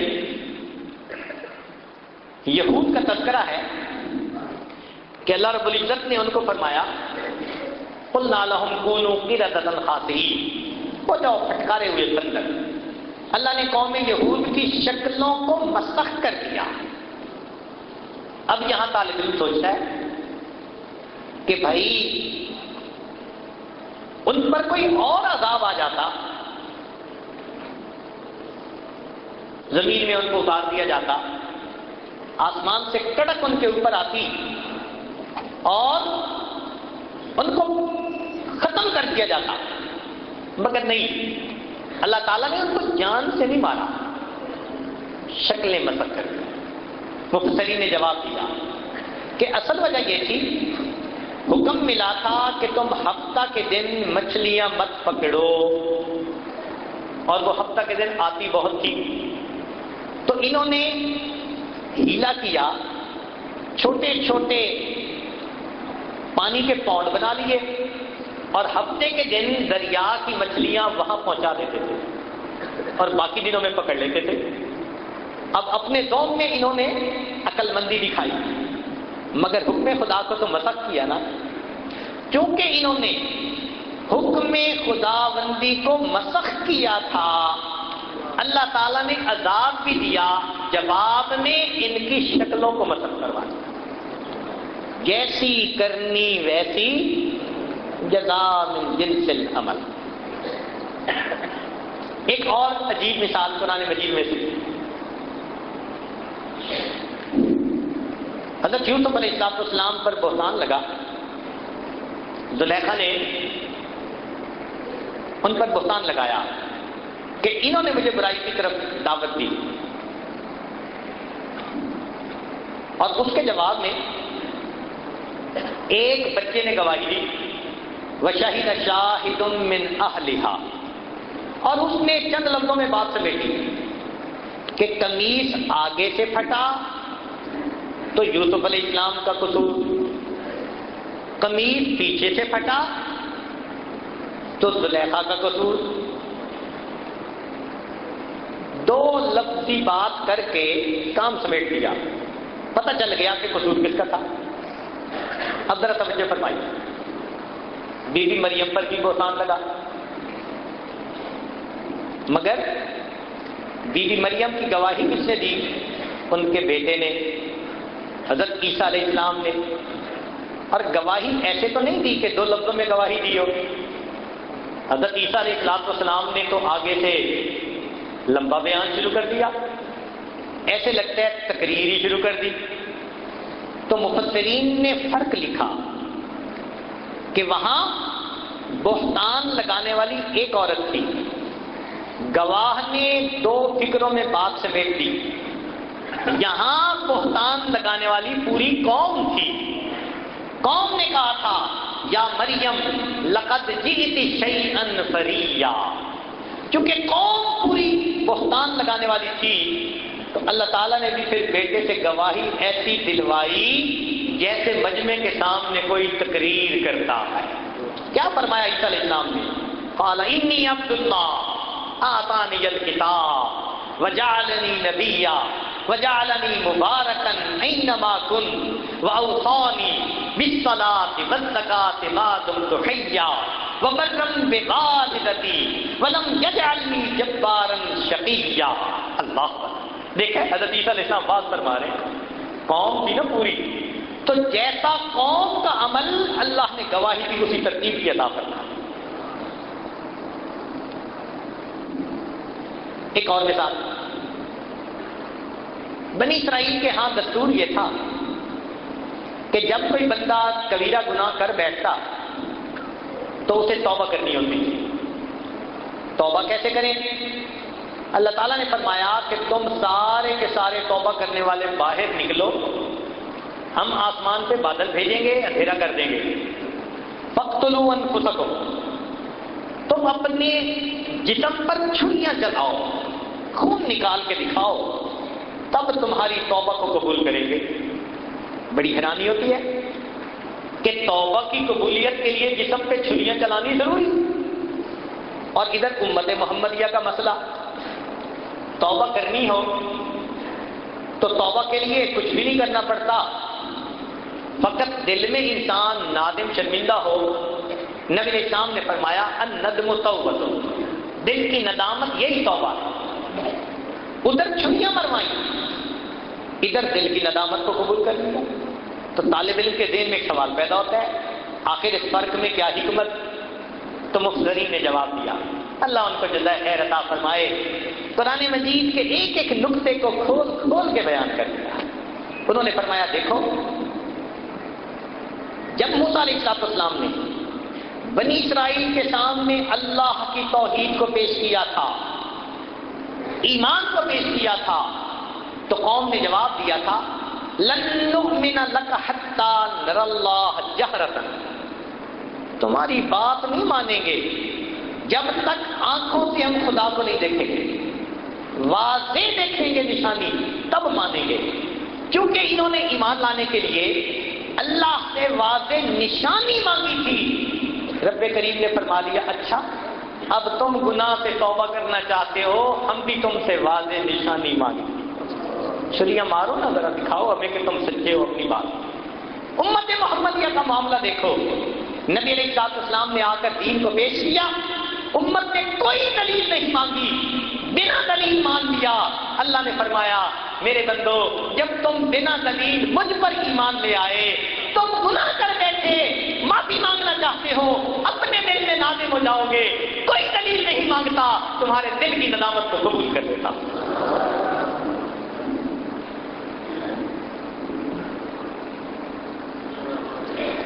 ایک اور مثال، چلیں بات کو پھر سمیٹتے ہیں۔ ابرہہ نامی ایک یمن کا بادشاہ تھا، اس نے سنا کہ بیت اللہ ایک عمارت ہے جو اس وقت تجارتی مرکز بن چکا ہے، آنے والے قافلے وہاں رکتے ہیں، سردی اور گرمی کے سفر میں وہ مرکز بنتا ہے۔ اس نے سوچا کہ اچھا چلتے ہیں ہاتھیوں کا لشکر لے کر اور بیت اللہ کو گراتے ہیں، ختم کر دیں گے، اور اس کی بجائے اپنے علاقے میں ایک مرکز بناتے ہیں، بزنس سینٹر، تاکہ لوگ اس کو مرکز بنائیں۔ اب اس ارادے سے وہ چل پڑا اپنے ہاتھیوں کے لشکر کو لے کر۔ پھر اللہ رب العزت کا کیا معاملہ ہوا، سبحان اللہ۔ اللہ تعالیٰ فرماتے ہیں فَأَرْسَلْنَا عَلَيْهِمْ طَيْرًا أَبَابِيلَ تَرْمِيهِمْ بِحِجَارَةٍ، ہم نے ان پر پرندوں کو بھیج دیا، چھوٹے چھوٹے پرندے، ابابیل، ترمیہم بحجارہ، انہوں نے پتھر پھینکے، اور ان پتھروں کی وجہ سے کیسے کر دیا، فجعلناہم کعصف مأکول، کھائے ہوئے پھوسے کی طرح ان کو تباہ کر کے رکھ دیا۔ اب یہاں پر طالب علم کے ذہن میں ایک سوال آتا ہے کہ اللہ رب العزت نے یہ کام پرندوں سے لیا، زمین پھٹ جاتی، ہاتھیوں کا لشکر اندر چلا جاتا، یہ بھی ممکن تھا، تیز ہوا چلتی اور قوم عاد کی طرح سب کو پٹخ پٹخ کے زمین پہ مار دیتی، یہ بھی ممکن ہو سکتا تھا، بجلی چمکتی اور سارے کے سارے لشکر کے لوگوں کو موت کی نیند سلا دیتی، یہ بھی ہو سکتا تھا۔ اللہ تعالیٰ نے ان میں سے کچھ نہیں کیا، کیا فرمایا فَأَرْسَلْنَا عَلَيْهِمْ طَيْرًا أَبَابِيلَ، چھوٹے چھوٹے پرندے بھیجے، ان پرندوں نے پتھر پھینکے اور انہوں نے ان کو کھائے ہوئے بھوسے کی طرح بنا دیا۔ اب اس کا مفسرین نے عجیب جواب لکھا، بعض نے تو جواب یہ لکھا اور وہ بڑا صحیح جواب ہے کہ ابرہہ جانوروں میں سے بڑے مضبوط جانور کو لے کر آیا تھا اللہ کا گھر گرانے کے لیے، تو اللہ نے جانداروں میں سے ایک نازک سی جان چڑیا اس کو مقابلے میں لائے کہ اچھا تمہارے اتنے مضبوط جانوروں کو ہم اتنے نازک جان پرندے سے مروا کے دکھا دیں، یہ بھی ثواب بالکل ٹھیک ہے۔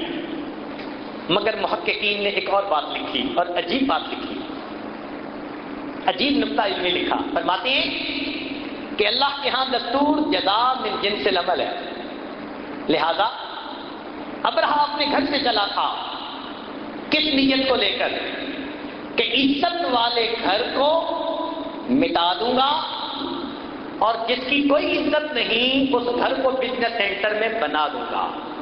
ترتیب بدلنے چلا تھا، عزت والے گھر کو مٹا دو اور جس کی کوئی حیثیت نہیں اس کو عزت والا بنا دو۔ تو یہ خدا کی ترتیب کو مٹانے چلا تھا، بدلنے چلا تھا۔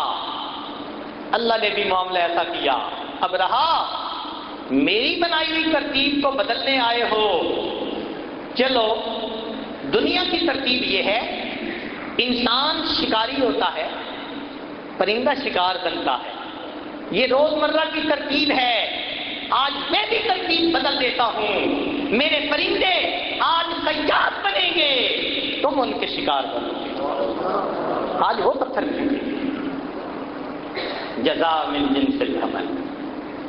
تو جب اللہ رب العزت کا معاملہ ایسا ہے تو ہم اللہ پہ کیوں نہ پکا یقین کرتے ہیں۔ اس پکے یقین کا فائدہ یہ ہوگا کہ اللہ کی مدد ہمارے پلڑے میں آ جائے، اور یاد رکھیں جب اللہ کی مدد کسی پلڑے میں آتی ہے وہ پلڑا پوری کائنات سے بھاری ہو جایا کرتا ہے۔ اس یقین کو بنانے کی ضرورت ہے۔ ہمارے اکابر کا یقین بنا ہوا تھا۔ حضرت اقدس نانوتوی رحمۃ اللہ علیہ، انہوں نے جب دارالعلوم دیوبند کی ابتدا کی تو اصول ہشتگانہ بنائے، 8 اصول دارالعلوم کو چلانے کے لیے۔ ان میں سے ایک اصول یہ تھا کہ دارالعلوم کے لیے مستقل آمدنی کا کوئی ذریعہ قبول نہیں کیا جائے گا۔ آج ہم لوگ دعائیں مانگتے نہیں تھکتے، اللہ ہمارے مدرسے کے لیے کوئی مستقل ذریعہ بن جائے آمدنی کا۔ ہمارا حال دیکھو اور ہمارے اکابر کا ایمان دیکھو۔ فرمایا کہ ہم مستقل آمدنی کا کوئی ذریعہ قبول ہی نہیں کریں گے۔ لوگوں نے پوچھا حضرت کیوں؟ فرمایا کہ اس سبب پر نظر چلی جائے گی اور اس کے بدلے اللہ کی مدد رک جائے گی۔ اس لیے کہتے ہیں کہ وری اینڈز ویئر فیتھ بگنز، وری اینڈز ویئر فیتھ بگنز، جہاں ایمان شروع ہوتا ہے وہاں بندے کی سب غریب ختم ہو جاتی ہے۔ اللہ پہ جو یقین آ گیا میرا مولا کتنا قریب ہے۔ ہم بندے ہیں نا، ہمارا معاملہ ایسا ہے کہ ہم ادھر ادھر ہو جاتے ہیں۔ اللہ اکبر کبیرہ۔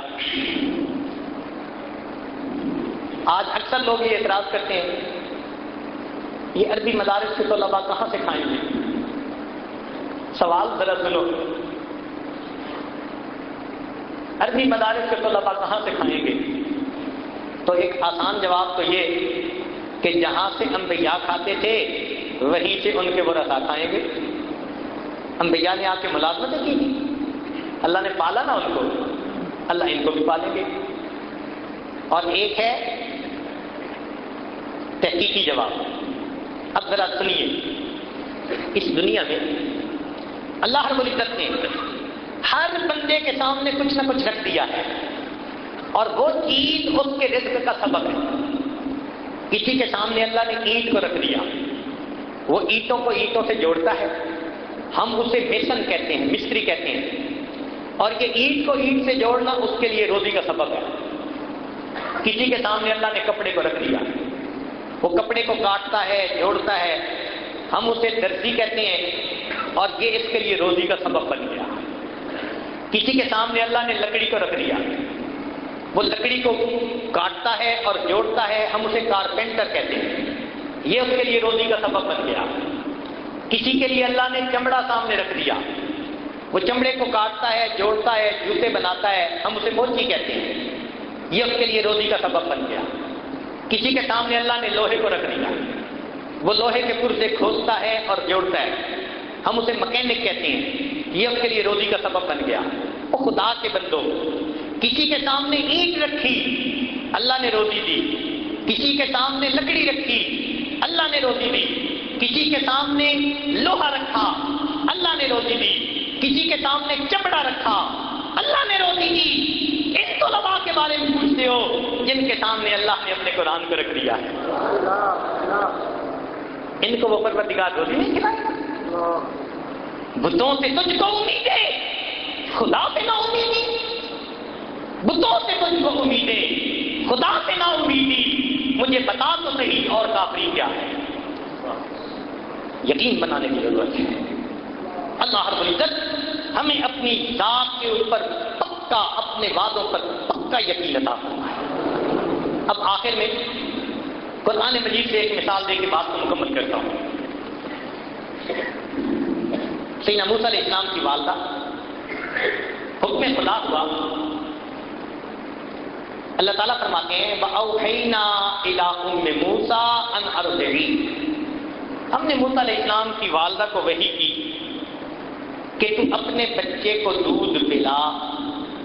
فَإِذَا خِفْتِ عَلَيْهِ، اور اگر تمہیں اس پہ ڈر آئے، خوف ہو کہ فرعون کے سپاہی فوجی پکڑ کے نہ لے جائیں، قتل نہ کر دیں، فَأَلْقِيهِ فِي الْيَمِّ، اس کو پانی میں ڈال دینا. پھر ہوگا کیا؟ اللہ فرماتے ہیں یا خُذْهُ عَدُوٌّ لِّي وَعَدُوٌّ لَّهُ، اس کو وہ پکڑے گا جو میرا بھی دشمن، اس کا بھی دشمن.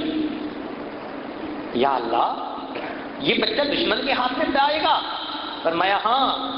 وَلَا تَخَافِي وَلَا تَحْزَنِي، خوف نہ کھانا، گھبرانا بھی نہیں. إِنَّ رَادُوهُ إِلَيْكِ، ہم اسے تمہاری طرف لوٹائیں گے. وَجَاعِلُوهُ مِنَ الْمُرْسَلِينَ، ہم اسے رسولوں میں سے بنائیں گے. اب موسیٰ علیہ السلام کی والدہ عورت ہیں، اور ماں اپنے بچے کے بارے میں کتنی سینسیٹیو ہوتی ہے، اس سے امتحان. مگر اس عورت کو اللہ کی بات پہ یقین تھا. اس نے اپنے بچے کو ایک بکسے میں ڈالا اور بکسے کو پانی میں ڈالا. عقل اسے کہہ رہی ہے تیرا بچہ گیا، اس لیے کہ اگر تم بکسے کے اندر سوراخ بناؤ ہوا جانے کے لیے تو ان سوراخوں میں سے پانی جائے گا، بچہ ڈوب کے مر جائے گا. اور اگر اس کو واٹر ٹائٹ بناؤ تو بچہ دم گھٹ کے مر جائے گا. لہذا بچہ تمہارا نہیں بچتا. اب ماں کو عقل یہ کہہ رہی ہے، اور بچے کے بارے میں ماں کتنی سینسیٹیو ہوتی ہے. سبحان جائیں، قربان جائیں اس ماں کے یقین پر جو دیکھتے بھالتے ہوئے اپنے ہاتھوں سے اپنے بچے کو پانی میں ڈال دیتی ہے. واپس آ گئی. یہ بکسا تیرتا ہوا ایک ایسی جگہ پہنچا جہاں فرعون اپنی بیوی کے ساتھ چہل قدمی کر رہا تھا. اس کے گرد 800 غلاموں کا گھیرا تھا. ان میں سے کوئی ایک اس بکسے کو پکڑ کر لایا. اس نے کہا کھولو. اللہ تعالیٰ فرماتے ہیں اے میرے پیارے موسیٰ علیہ السلام وَأَلْقَيْتُ عَلَيْكَ مَحَبَّةً مِّنِّي، ہم نے آپ کے چہرے پر محبت کی تجلی کو ڈال دیا تھا. چنانچہ جب بکسا آیا تو فرعون کی بیوی آسیہ نے کہا کھولو. جب کھولا تو خوبصورت بچہ. بیوی کی نظر پڑی، کہنے لگی لا تقتلوہ، اسے قتل نہیں کرنا. عسیٰ ان ینفعنا او نتخذہ ولدا، ہم اس سے نفع اٹھائیں گے، اسے اپنا بیٹا بنائیں گے. اب وہ فرعون جو ہزاروں بچوں کو ذبح کروا چکا تھا، بیوی کی اس بات کے اوپر کہتے ہیں جی بہت اچھا. ہوم گورنمنٹ کی پاور دیکھو کتنی ہوتی ہے. عورتیں کہتی ہیں جی خامد بات نہیں مانتے. ارے قرآن پڑھو، بڑے بڑے فرعون بیویوں کی بات مانتے رہے. بیوی نے کہا نہیں قتل کرنا. کہتے جی بہت اچھا، جیسے کہہ رہی ہو ایسے کریں گے. اب اس بچے کو گھر لے کے گئے. اس زمانے میں ڈبے کا دودھ نہیں ہوتا تھا، عورتیں دودھ پلاتی تھیں. اللہ تعالیٰ فرماتے ہیں وَحَرَّمْنَا عَلَيْهِ الْمَرَاضِعَ مِنْ قَبْلُ، ہم نے آپ کے اوپر ان کے اوپر عورتوں کا دودھ حرام کر دیا تھا. جو دودھ پلانے والی آتی بچہ دودھ نہیں پیتا، دوسری آئی، تیسری آئی، ساری رات یہی سلسلہ رہا. فرعون بڑا پریشان کہ بچہ دودھ نہیں پی رہا، بچہ روتا ہے. اور پھر محبت تو ایسی ہوتی ہے نا کہ بچے کے رونے پہ ماں باپ روتے ہیں اور بچے کے ہنسنے پہ ماں باپ ہنستے ہیں. دل اٹک گیا تھا، پریشان. صبح اس نے کہا کہ بھئی جتنی عورتیں دودھ پلانے والی ہیں سب کو لائیں، ٹرائی کرو کس کا دودھ سوٹ کر جائے. اور ادھر حضرت موسیٰ علیہ السلام کی والدہ کا کیا معاملہ، ساری رات بچے سے جدا. اللہ فرماتے ہیں وَأَصْبَحَ فُؤَادُ أُمِّ مُوسَىٰ فَارِغًا. اور موسیٰ علیہ السلام کی والدہ نے صبح کی بڑے بھاری دل کے ساتھ، دکھی دل کے ساتھ، إِنْ كَادَتْ لَتُبْدِي بِهِ لَوْلَا أَن رَّبَطْنَا عَلَىٰ قَلْبِهَا. اللہ فرماتے ہیں اگر ہم اس کے دل پہ گرہ نہ لگا دیتے وہ رو پڑتی اور رات کھول بیٹھتی، لوگوں کو پتہ چل جاتا اس کا بیٹا ہے. ہم نے دل کو تسلی دے دی، روئی نہیں. بیٹی کو کہا کہ بیٹی جاؤ بھائی کی خبر لاؤ. لو موسیٰ علیہ السلام کی بہن بھاگتی گئی، چھوٹی عمر کی. چنانچہ جب بھاگتی گئی تو اس نے محل میں جا کے ایک عجیب منظر دیکھا. وہ کیا تھا؟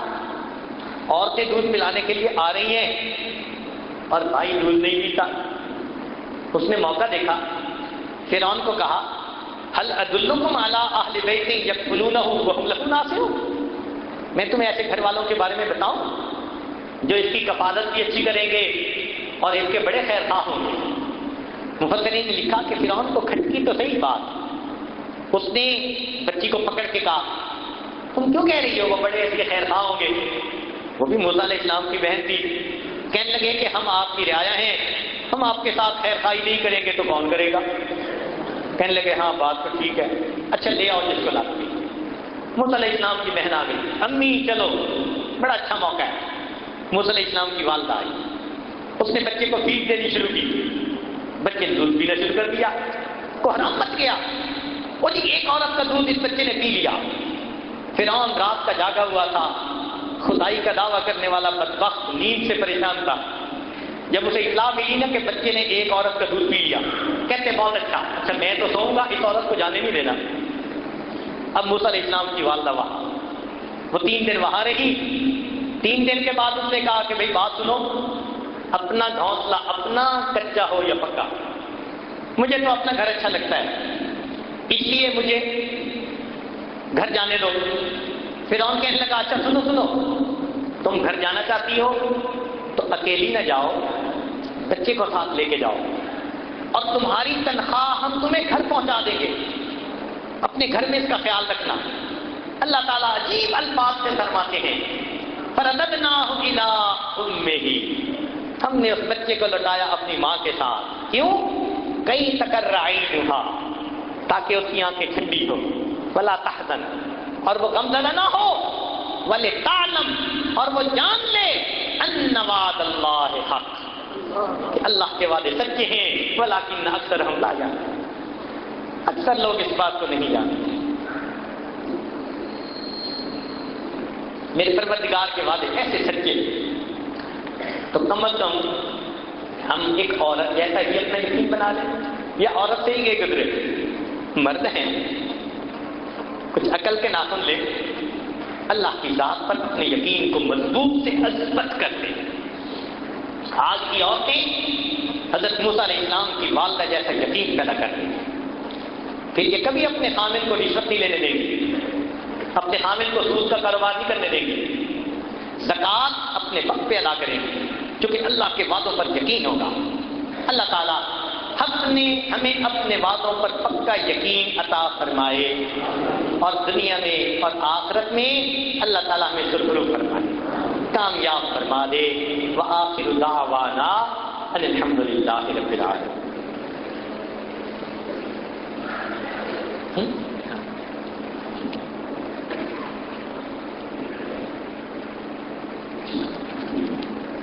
ایک نکاح پڑھا لیں، تھوڑی دیر اطمینان سے بیٹھے رہیے. محمد فہیم صدیق صاحب آپ ہیں؟ دلہن کے والد وکیل احمد صاحب، سبحان اللہ، نام بھی وکیل. آپ دلہن کے وکیل ہیں ماشاء اللہ، اور باقی اللہ گواہ ہیں، بچی کی طرف سے اجازت کی گواہ. ٹھیک.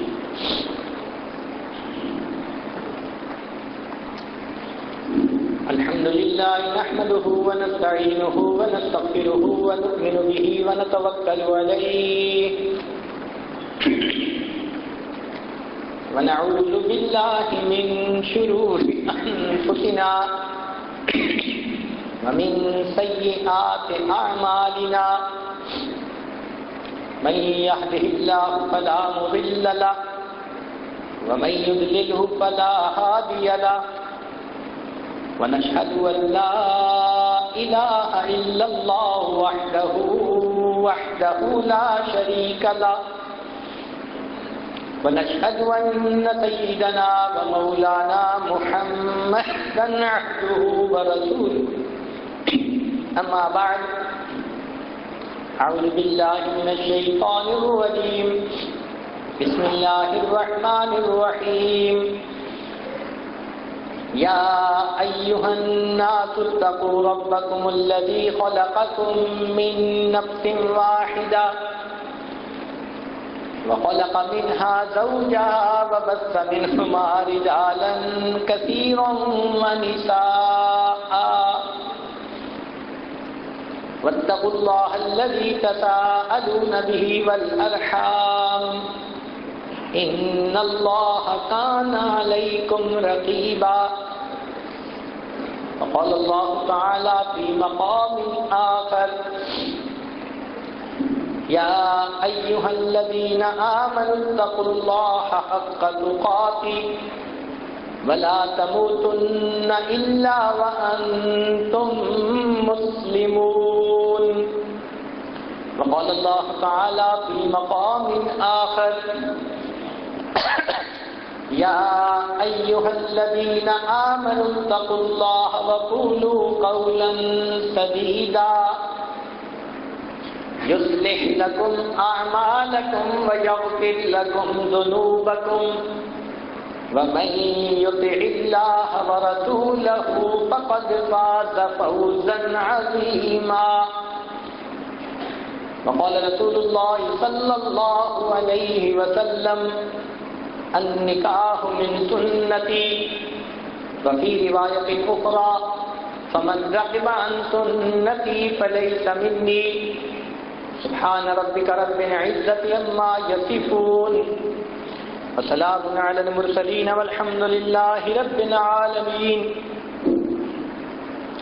اللهم صل على سيدنا ومولانا محمد وعلى آل سيدنا ومولانا محمد وبارك وسلم. وکیل احمد صاحب، کیا آپ نے مسلمات منیبہ انعم جو بیٹی ہیں محمد سلیم صاحب کی، ان کو محمد بہیم صدیق جو بیٹے ہیں حافظ صدیق صاحب کے، ان کے نکاح میں بعوض حق میں 50,000 روپیہ جو بصورت زیور معجل دیا جائے گا بمطابق شریعت محمدی سامنے شرعی گواہوں کے ان کے نکاح میں پیش کیا؟ جی دوبارہ پوچھتا ہوں، وکیل احمد صاحب، کیا آپ نے مسلمات منیبہ انعام جو بیٹی ہیں محمد سلیم صاحب کی، ان کو محمد بہیم صدیق جو بیٹے ہیں حافظ صدیق صاحب کے، ان کے نکاح میں بعوض حق مہر 50,000 روپیہ بصورت زیور ادا ہوگا بمطابق شریعت محمدی سامنے شرعی گواہوں کے ان کے نکاح میں پیش کیا؟ محمد بہیم صدیق صاحب، کیا آپ کے مسلمات منیبہ انعم جو بیٹی ہیں محمد سلیم صاحب کی، ان کو اپنے نکاح میں بعوض حق میں 50,000 روپیہ بصورت زیور ادا کرنا ہوگا بمطابق شریعت محمدی سامنے شرعی گواہوں کے اپنے نکاح میں قبول کیا؟ دوبارہ پوچھتا ہوں، محمد بہیم صدیق صاحب، کیا آپ نے مسلمات منیبہ انعم جو بیٹی ہیں محمد سلیم صاحب کی، ان کو اپنے نکاح میں بعوض حق میں 50,000 بصورت زیور ادا کرنا ہوگا بمطابق شریعت محمدی سامنے شرعی گواہوں کے اپنے نکاح میں قبول کیا؟ بارک اللہ لک و بارک علیک و جمع بینکما فی خیر. فرما رہے ہیں کہ بہت سارے مردوں کی طرف سے اور عورتوں کی طرف سے یہ پیغام ملا ہے کہ وہ اس وقت بیعت ہونا چاہتے ہیں تو بتائے ہونا چاہتے ہیں، تو دعا سے پہلے ان کو بیعت کے توبہ کے کلمات پڑھا رہے ہیں. جو احباب توبہ طائب ہونا چاہتے ہیں یا پہلے ہو چکے ہیں اس عاجز کے ساتھ کر، وہ دل میں یہ نیت کر لیں کہ ہم پچھلے سب گناہوں سے سچی پکی توبہ کر رہے ہیں اور آئندہ نیکوکاری پرہیزگاری کی زندگی گزارنے کا دل میں ارادہ کر رہے ہیں۔ مذکورات تک اگر آواز جا رہی ہے اور وہ بھی بیعت ہونا چاہتی ہیں تو وہ بھی دل میں یہی نیت کر لیں۔ یہ عاجز خطبہ پڑھے گا، پھر چند کلمات پڑھائے گا جو آپ نے پیچھے پیچھے پڑھنے ہوں گے۔ الحمدللہ وکفی وسلام علی عبادہ الذین اصطفی، اما بعد۔ یہ کلمات سچے دل کے ساتھ پڑھتے جائیے۔ بسم اللہ الرحمن الرحیم، لا الہ الا اللہ محمد الرسول اللہ، آمنت باللہ وملائکتہ وکتبہ ورسلہ والیوم الآخر والقدر خیرہ وشرہ من اللہ تعالی والبعث بعد الموت، آمنت باللہ کما ہوا بأسمائہ وصفاتہ وقبلت جمیع احکامہ اقرار باللسان وتصدیق بالقلب، اشہد ان لا الہ الا اللہ واشہد ان محمدا عبدہ ورسولہ، استغفر اللہ ربی من کل ذنب واتوب الیہ برحمتک یا ارحم الراحمین۔ چند معمولات سن لیجیے۔ 100 مرتبہ صبح شام درود شریف پڑھنا، اللہم صلی علی سیدنا محمد وعلی آل سیدنا محمد وبارک وسلم۔ 100 مرتبہ استغفار پڑھنا، استغفر اللہ ربی من کل ذنب واتوب الیہ۔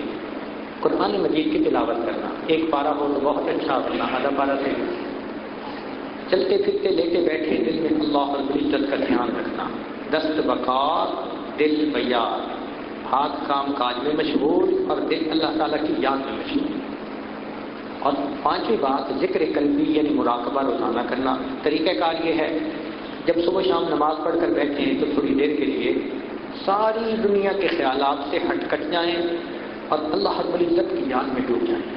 یہ سوچیں اللہ رب العزت کی رحمت آ رہی ہے، میرے دل میں سما رہی ہے، دل کی ظلمت اور سیاہی دور ہو رہی ہے اور میرا دل اللہ اللہ اللہ، یہ میرا دل بول رہا ہے۔ آپ نے زبان سے بولنا نہیں ہے، زبان تالو سے لگی ہوئی، دل بول رہا ہے اور میں سن رہا۔ ایسے آپ اگر تلاوت قرآن سن رہے ہیں کسی قاری صاحب کی، تو آپ اس کو سنتے ہوئے نہ جھومتے ہیں، نہ ہلتے ہیں، نہ زور لگاتے ہیں، کچھ نہیں کرتے، بالکل خاموش ہو کے تسلی کے ساتھ کان لگا کر اس کو سن رہے ہوتے ہیں۔ ایسے ہی آپ نے پرسکون ہو کر تسلی کے ساتھ بیٹھ کے دل کے کان لگا کر دل کی اللہ اللہ سننی ہے۔ شروع میں نہیں سنیں گے، بیٹھے رہیں گے تو اللہ تھوڑے دنوں کے بعد دل کی طرف سے یہ ادراک عطا فرما دیں گے۔ اس کو ذکر قلبی کہتے ہیں۔ ذرا غور کرنا، آپ میری آواز سپیکر پہ سن رہے ہیں تو سپیکر کے اندر کوئی جاندار بیٹھا ہوا ہے، بے جان چیز ہے نا، اس میں کیا ہے؟ ایک مقناطیسی فیلڈ ہے، اس میں ایک پردہ بنا ہوا ہے، وہ پردہ کھڑکھڑاتا ہے تو یہ آواز نکلتی ہے اس میں سے۔ اگر بے جان مادی چیز کے پھڑپھڑانے سے اللہ اپنے بندے کی آواز نکال دیتے ہیں تو کسی کے جاندار دل کے گڑ گڑانے سے اللہ اپنی آواز نہیں نکال سکتے۔ جو محنت کرتے ہیں وہ سنتے ہیں اللہ اللہ کی آواز۔ یہ ذکر قلبی احادیث سے بھی ثابت، قرآن مجید سے بھی ثابت ہے۔ حضرت مفتی محمد شفیع رحمۃ اللہ علیہ، مفتی اعظم پاکستان، وہ اپنی تفسیر میں لکھتے ہیں کہ وَاذْكُرْ رَبَّكَ فِي نَفْسِكَ تَضَرُّعًا وَخِيفَةً، کہ تضرعًا وخیفہ کے الفاظ سے قرآن مجید سے ذکر قلبی کا ثبوت مل رہا ہے۔ اور احادیث تو حضرت شیخ الحدیث رحمۃ اللہ نے فضائل ذکر میں بہت ساری لکھی، تو آپ اس کو کریے اور پھر اس کی کیفیت دیکھیے کیا ہوتی ہے۔ اللہ تعالیٰ ہمیں بیدار دل بنا دے، دل بیدار ہو جائے تو پھر زندگی گزارنے کا مزہ آتا ہے۔ اب تھوڑی دیر کے لیے اس کی مشقت لیجیے، دعا سے پہلے طریقہ یہ ہے کہ آنکھوں کو بند کر لیں، سر کو جھکا لیں، دنیا اور جو کچھ دنیا میں ہے اس سے ہٹ کٹ کے اللہ رب العزت کی یاد کریں۔ آنکھوں کو بند کر لیجیے، مراقبہ کر لیجیے۔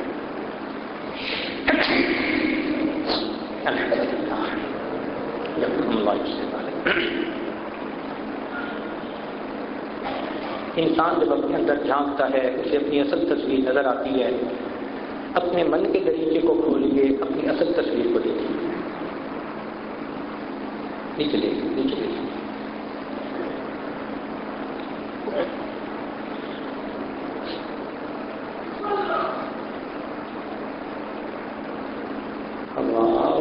ہرس والا دل بدل دے، میرا غفلت میں ڈوبا دل بدل دے، ہوا و ہرس والا دل بدل دے، میرا غفلت میں ڈوبا دل بدل دے، بدل دے دل کی دنیا دل بدل دے، خدایا فضل فرما دل بدل دے، گنہگاری میں کب تک عمر کاٹوں، گنہگاری میں کب تک عمر کاٹوں، بدل دے میرا رستہ دل بدل دے، سنوں میں نام تیرا دھڑکنوں میں، مزہ آ جائے مولا دل بدل دے، ہٹا لوں آنکھ اپنی ماں سوا سے، جیوں میں تیری خاطر دل بدل دے، یہ کیسا دل ہے سینے میں الہی، جو زندہ بھی ہے مردہ دل بدل دے، تیرا ہو جاؤں اتنی آرزو ہے، بس اتنی ہے تمنا دل بدل دے، میری فریاد سن لے میرے مولا، بنا لے اپنا بندہ دل بدل دے، گنہگاری میں کب تک عمر کاٹوں، بدل دے میرا رستہ دل بدل دے،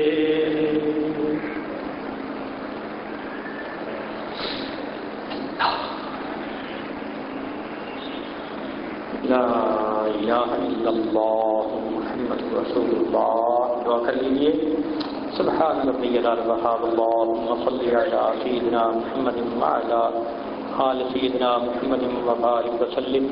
اے مالک، ہم آپ کے آج مسکین بندے ہیں، ہمارے گناہوں کو معاف فرما، خطاؤں سے درگزر فرما، عیبوں کی پردہ پوشی فرما۔ اللہ ہمیں اپنی ذات کا کامل یقین عطا فرما، میرے مولا ہمیں شک سے محفوظ فرما، شرک سے محفوظ فرما، کفر سے محفوظ فرما، بدعات سے محفوظ فرما۔ اللہ ہمارے ایمان کی حفاظت فرما، رب کریم عزت کی حفاظت فرما۔ اے اللہ ہمیں ذلت سے محفوظ فرما، قلت سے محفوظ فرما، علت سے محفوظ فرما۔ اللہ ہمارے ساتھ درگزر کا معاملہ فرما، آنے والے وقت کو گزرے وقت سے بہتر فرما، آنے والی زندگی کو گزری ہوئی زندگی کا کفارہ بنا۔ اے کریم آقا، ہمیں نماز کی حضوری نصیب فرما، سجدے کا سرور نصیب فرما، قرآن پاک پڑھنے کا لطف نصیب فرما، رات کے آخری پہر کے مناجات کی لذت نصیب فرما، ایمان حقیقی کی حلاوت نصیب فرما۔ اے کریم آقا، ہمارے ساتھ درگزر کا معاملہ فرما۔ اللہ بے اولادوں کو نیک اولاد عطا فرما، جو صاحب اولاد ان کی اولادوں کو نیکوکار بنا، فرما بردار بنا، ماں باپ کی آنکھوں کی ٹھنڈک بنا۔ جن گھروں میں جوان بچے بچیاں موجود ہیں ان بچوں کے مستقبل کو روشن فرما، ماں باپ کے لیے فرض ادا کرنے آسان فرما۔ اللہ جو کاروبار کی طرف سے پریشان ان کی پریشانیوں کو دور فرما، جو گھر بار کی طرف سے پریشان ان کی پریشانیوں کو دور فرما۔ اے کریم آقا ہمارے ساتھ درگزر کا معاملہ فرما۔ اللہ بچہ پریشان ہوتا ہے ماں باپ کی طرف دوڑتا ہے، بندہ پریشان ہوتا ہے پروردگار کی طرف لوٹتا ہے۔ اے بےکسوں کے دستگیر، اے ٹوٹے دلوں کو تسلی دینے والے، اے خالی جھولیوں کو بھر دینے والے، میرے مولا ہم نے بھی تو جھولیاں پھیلائی ہیں، اپنی رحمت سے ان کو بھرپور فرما۔ اللہ ہم نے دیکھا ہے ماں اپنے بچے کو نجاست میں لچڑا ہوا دیکھے تو ماں اسے پھینک نہیں دیتی، چھوڑ نہیں دیتی، سمجھتی ہے یہ تو نادان ہے، بیٹا تو میرا ہی ہے، وہ بچے کو دھو لیتی ہے، سینے سے لگا لیتی ہے۔ اے کریم آقا ہم بھی گناہوں کی نجاست میں لچڑے ہوئے ہیں، میرے مولا ہمیں اپنی نگاہوں سے گرا نہ دیجیے، اللہ ہمیں اپنے در سے دھکا نہ دے دیجیے، ہمیں نفس اور شیطان کے حوالے نہ کر دیجیے۔ اللہ زندگی میں کبھی بھی بے سہارا نہ فرما، کبھی بھی بے آسرا نہ فرما، کبھی بھی اپنے در سے دور نہ فرما۔ ایک رحمت کی نظر ہم پہ ڈال کے دھو لیجیے اور ہمیں اپنی رحمت کی چادر میں چھپا لیجیے۔ اللہ یوسف علیہ السلام نے اپنے بھائیوں کو معاف کر دیا تھا، آپ یوسف علیہ السلام سے زیادہ قریب ہیں، آپ اپنے بندوں کو معاف فرما دیجیے۔ میرے مولا ہم نے دنیا میں دیکھا ہے ماں باپ کے دل میں جو آپ نے شفقت بچوں کی ڈال دی ہے تو وہ بچوں کی چھوٹی چھوٹی تمنائیں پوری کر کے خوش ہو جاتے ہیں۔ اللہ آپ بھی ہماری ان دعاؤں کو پورا کر کے ہمیں خوش فرما دیجیے، میرے مولا مہربانی کر دیجیے، رب کریم رحمت کا معاملہ فرما دیجیے۔ اے اللہ ہمارے ساتھ درگزر کا معاملہ فرمائیے۔ اے اللہ آپ ہی نے تو ارشاد فرمایا ہے وَأَمَّا السَّائِلَ فَلَا تَنْهَرْ، اور سوالی کو انکار نہ کرو، جھڑکی نہ دو۔ جب ہم کمزوروں کو حکم ہے ہم سوالی کو انکار نہ کریں، اے مولا ہم بھی تو آپ کے در کے سوالی ہیں، اللہ آپ بھی انکار نہ فرمائیے، اے اللہ آپ بھی انکار نہ فرمائیے۔ اے اللہ ہم یہ بات اچھی طرح جانتے ہیں جو آپ کے در سے خالی اٹھتا ہے وہی بدبخت ہوتا ہے، وہی شقی ہوتا ہے۔ اے اللہ آپ کے در سے خالی نہیں جانا چاہتے، رحمت فرما دیجیے۔ کریم آقا آپ کو اس وقت تک منانا ضروری ہے جب تک کہ آپ راضی نہیں ہو جاتے۔ اے اللہ راضی ہو جائیے، راضی ہو جائیے، اے کریم راضی ہو جائیے، پیارے اللہ راضی ہو جائیے، یا حنان راضی ہو جائیے، اے منان راضی ہو جائیے۔ اللہ جس طرح ایک اپاہج عیالدار سخی کے دروازے پہ جاتا ہے اور بڑی امید سے دروازہ کھٹکھٹاتا ہے، اگر یہ دروازہ کھل گیا میرے بچوں کا فاقہ ختم ہو جائے گا۔ اللہ اس عیالدار اپاہج سے ہم زیادہ محتاج ہیں اور آپ دنیا کے سخی سے زیادہ سخی ہیں۔ آج آپ کا دروازہ ہم کھٹکھٹا رہے ہیں، میرے مولا ہم جانتے ہیں یہ دروازہ کھل گیا نیک بختی آ جائے گی، نیکی دل میں آ جائے گی۔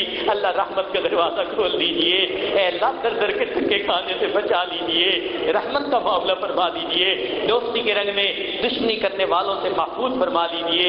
اے اللہ ہمارے اس ملک کی حفاظت فرما، جس مقصد کے لیے یہ حاصل کیا گیا اس مقصد کو پورا کرنے کی توفیق عطا فرما، اس کو دین کا قلعہ بنا دیجئے، امن کا گہوارہ بنا دیجئے، اسے نبی علیہ السلام کی سنتوں کا مرکز بنا دیجئے۔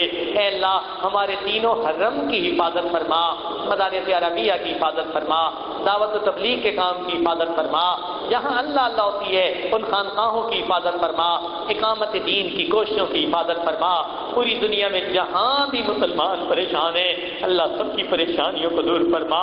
اے کریم آقا ایک مرتبہ قبیلہ طے کی عورت نبی علیہ السلام کے سامنے ننگے سر آ گئی تھی تو محبوب نے اپنی چادر سے اس کے سر کو ڈھانپ دیا تھا۔ اللہ آج آپ کے محبوب کی امت اقوام عالم کے سامنے ننگے سر کھڑی ہے، اللہ امت کا سر ڈھانپ لیجیے، اللہ امت کا سر ڈھانپ لیجیے، اے میرے مولا امت کا سر ڈھانپ لیجیے، اللہ امت کا سر ڈھانپ لیجیے، مہربانی فرما دیجیے، اے اللہ رحمت کا معاملہ کر دیجیے، کریم آقا مہربانی کا معاملہ فرما دیجیے۔ اے اللہ ہم نے دنیا داروں کو دیکھا ہے اگر کسی گھر کی عورتیں چل کے آ جائیں قتل کے مقدمے معاف کر دیتے ہیں۔ مولا آپ کی بندیاں آپ کے در پر چل کر آئی بیٹھی ہیں، یہ اپنے دل کے غم کس کو سنائیں، دل کے غم کس کو کہیں، آپ دلوں کے بھید جاننے والے ہیں۔ اللہ ان کے اٹھے ہاتھوں کو قبول کر دیجیے، ان کی مرادیں پوری کر دیجیے، رب کریم نعمتوں کے ساتھ واپس لوٹا دیجیے، میرے مولا مہربانی کا معاملہ فرما۔ اللہ کوئی بندہ مندر سے نکل کے جہنم میں چلا جائے اس پہ کیا افسوس ہے، افسوس تو اس پہ ہے مسجد میں آیا پھر پھر توبہ قبول نہ ہوئی اور مسجد سے نکال کے آپ نے اس کو جہنم میں ڈال دیا۔ میرے مولا آپ کے گھر سے نکل کے نہیں جہنم جانا چاہتے، توبہ قبول کر لیجئے، سچی توبہ کی توفیق دے دیجئے۔ اے اللہ جیسے آپ چاہتے ہیں ہمیں ویسا بننے کی توفیق عطا فرما دیجئے۔ اے اللہ جس طرح آپ خوش ہوتے ہیں ہمیں ویسا بنا دیجئے۔ اللہ ہم پر رحمت کی نظر فرمائیے۔ اے اللہ معصیت کی ذلت سے محفوظ فرما، ہمیں طاعت کی عزت نصیب فرما، ہمارے ہاتھ گناہ کے لیے اٹھنا چاہے اٹھے ہاتھوں کو واپس فرما، قدم بڑھنا چاہے بڑھتے قدموں کو واپس لوٹا، پیشانی کے بالوں سے پکڑ کر اللہ میں نیکی کرنے کی توفیق عطا فرما۔ جن دوست احباب نے، مردوں نے، عورتوں نے خط کے ذریعے، فون کے ذریعے، پیغاموں کے ذریعے دعاؤں کے لیے کہا یا کہنا چاہتے تھے نہیں کہہ سکے، آنا چاہتے تھے نہیں آ سکے، اے اللہ ان سب کو ان دعاؤں میں شامل فرما۔ ہمارے والدین، عزیز اقارب، مشائخ جو فوت ہو چکے ان کی مغفرت فرما، جن کی آپ نے مغفرت کر دی قرب کے اعلیٰ درجات عطا فرما۔ اس مسجد کے نمازیوں پر خصوصی رحمت نازل فرما، اہل محلہ پر خصوصی رحمت نازل فرما۔ پروردگار عالم ہماری ان دعاؤں کو اپنی رحمت سے قبول فرما۔ اے اللہ ایام حج ہیں قریب، اپنی رحمت سے جو بندے حج کے لیے جانے والے ہیں وہ کیسے خوش نصیب ہیں، احرام باندھ کے چلیں گے، لبیک اللہم لبیک پڑھیں گے، کوئی غلاف کعبہ کو پکڑ کے دعائیں مانگے گا، کوئی مقام ابراہیم سے نفلیں پڑھے گا۔ اللہ ہمیں بھی ان کو شاخ میں شامل فرما دیجیے، ہمیں بھی بار بار اپنے گھر کا دیدار عطا فرما، اپنے حبیب صلی اللہ علیہ وسلم کے در کی حاضری نصیب فرما۔ ربنا تقبل منا انک انت السمیع العلیم تب علینا انک انت التواب الرحیم۔ صلی اللہ تعالی علی حبیبہ سیدنا محمد وآلہ واصحابہ اجمعین برحمتک یا ارحم الراحمین۔